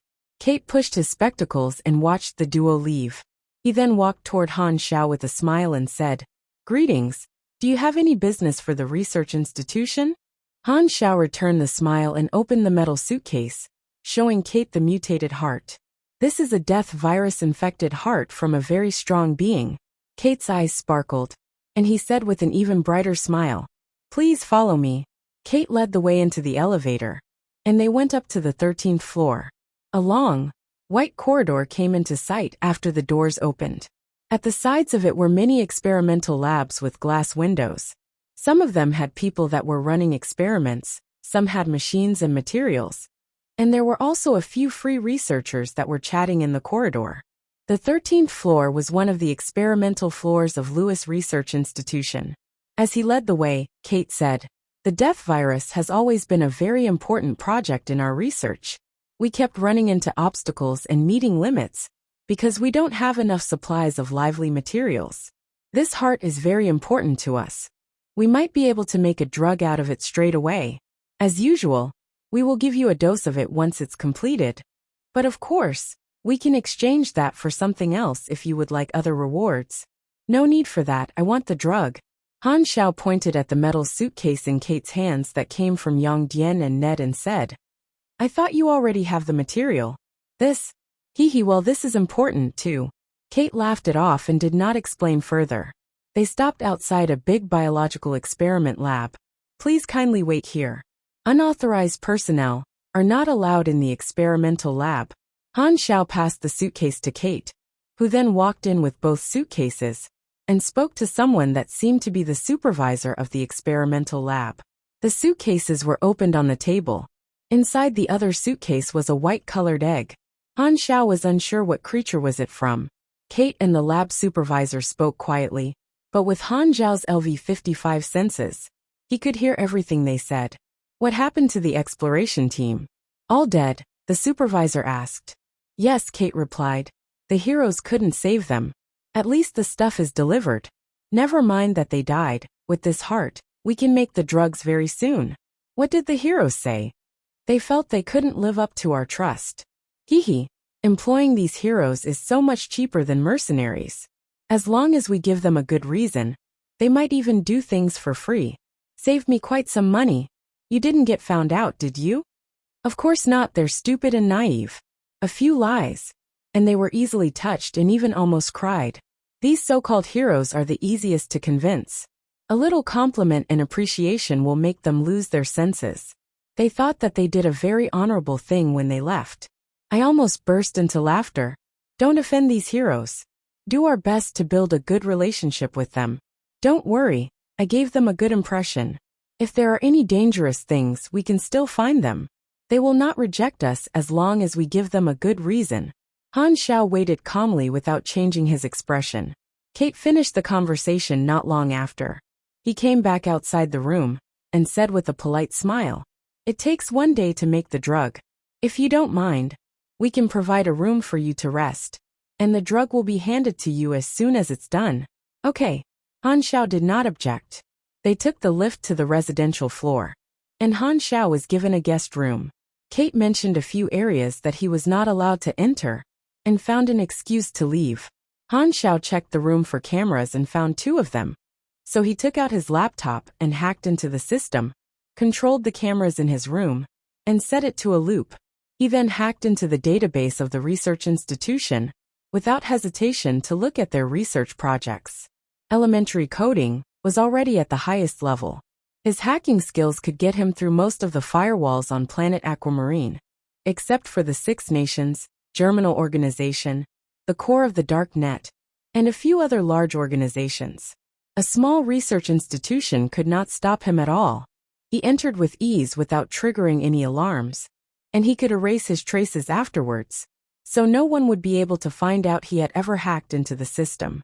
He opened the projects file of the research institution, and names appeared on the screen.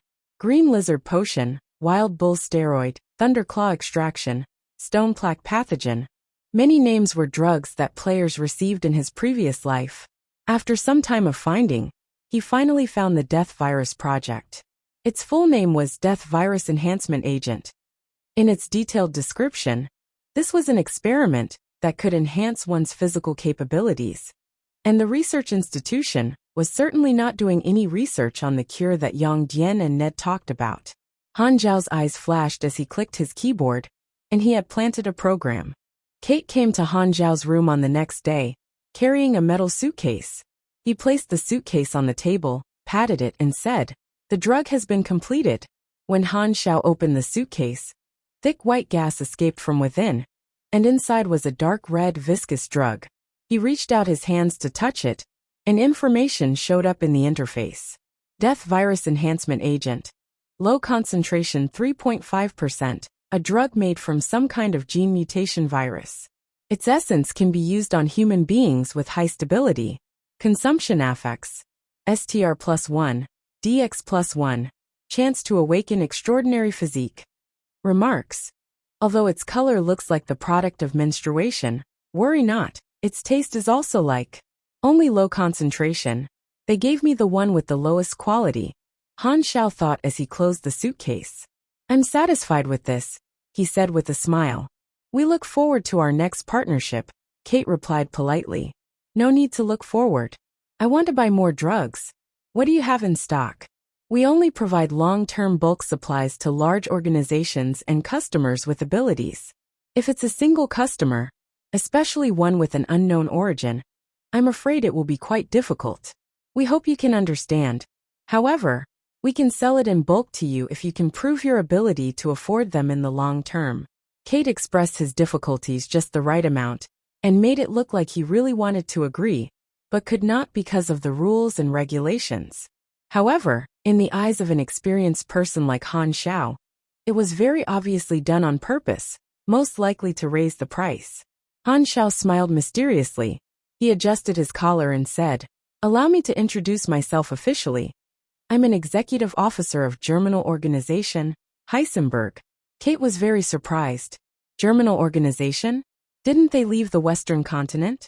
Is this so-called Heisenberg guy a secretly active executive officer? Or is he lying? Forgive me for being so straightforward, but your identity is very suspicious. Kate took 2 steps back, and placed his right hand in his pocket holding the alarm. If Han Xiao made any suspicious movements, he would trigger the alarm.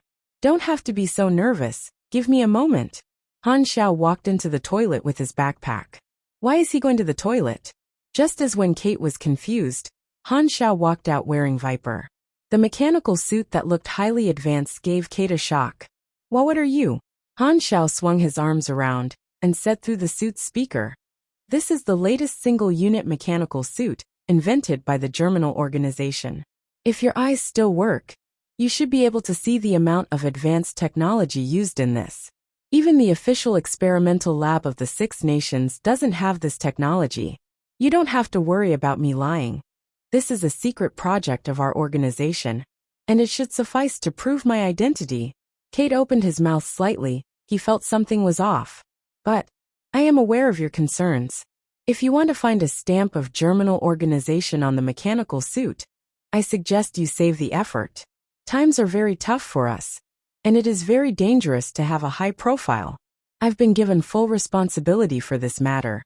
So if you want to contact a higher-ranked official, forgive me for being so straightforward, but your position doesn't warrant that," Han Xiao said in a serious tone.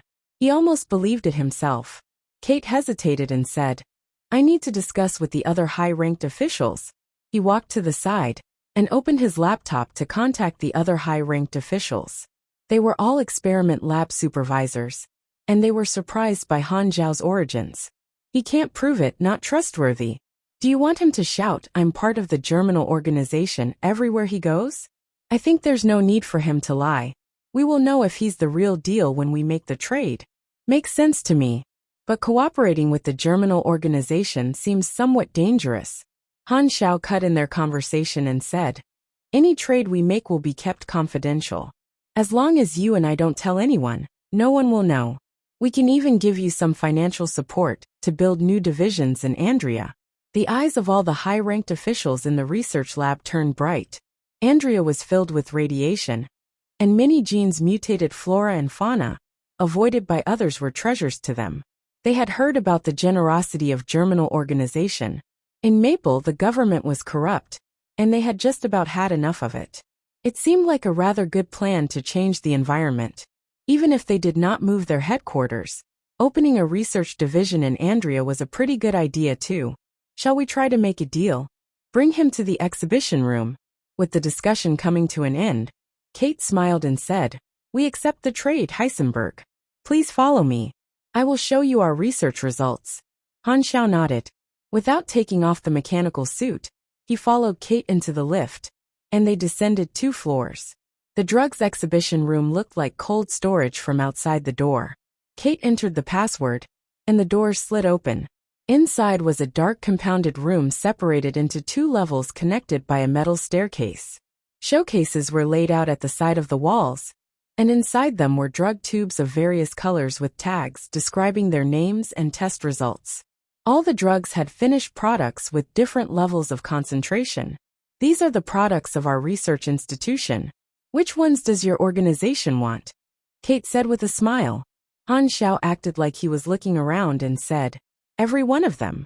Money is not a problem, as long as you have enough in stock." Joy filled the faces for the high-ranked officials who were watching through the camera. This was a big order. Han Xiao raised his eyebrows. "But I will have to verify their effects first." Kate opened the showcase's password lock, took out a drug, and passed it to Han Xiao. Han Xiao read the information on the interface. It was a temporary enhancement drug. Consuming it would grant a +3 endurance buff for 3 minutes. After making sure all the drugs in these showcases were real, Han Xiao calmly said, "I will need a large quantity." Kate received commands through the headphones. He took out a laptop, opened the price page, and said with a smile, "We have enough inventory. After you have made the payment, these cute little things will be yours." Han Xiao narrowed his eyes. "I will only make payment when I see the products with my own eyes. Don't have to worry. We are just a small organization, and we don't have the guts to go against a large organization like yours. We won't go back on our word, and we hope you understand our concerns. Anyway, I believe this is an insignificant amount of money for your organization," Kate said with a smile on his face. "Seems like this is as far as I can get by lying." Han Zhao's eyes flashed. He had no intention of paying. He placed the gun against Kate's forehead before he could react and said, "This is my payment." Pa! The laptop fell onto the ground with a bang. The threatening feel from the gun muzzle made Kate tremble all over. "You are a fake." Han Xiao did not reply. He fired at the showcase, but the glass was bulletproof. It only cracked but did not shatter. Far away in the surveillance room, the high-ranked officials were shocked.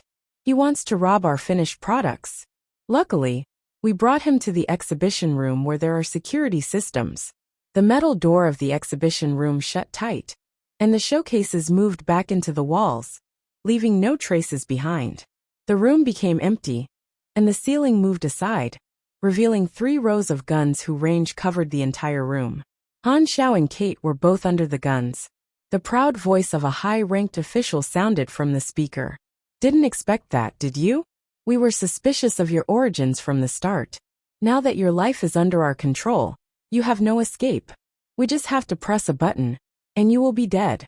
Unless you want to know how many seconds it will take for these guns to turn you into a puddle of blood.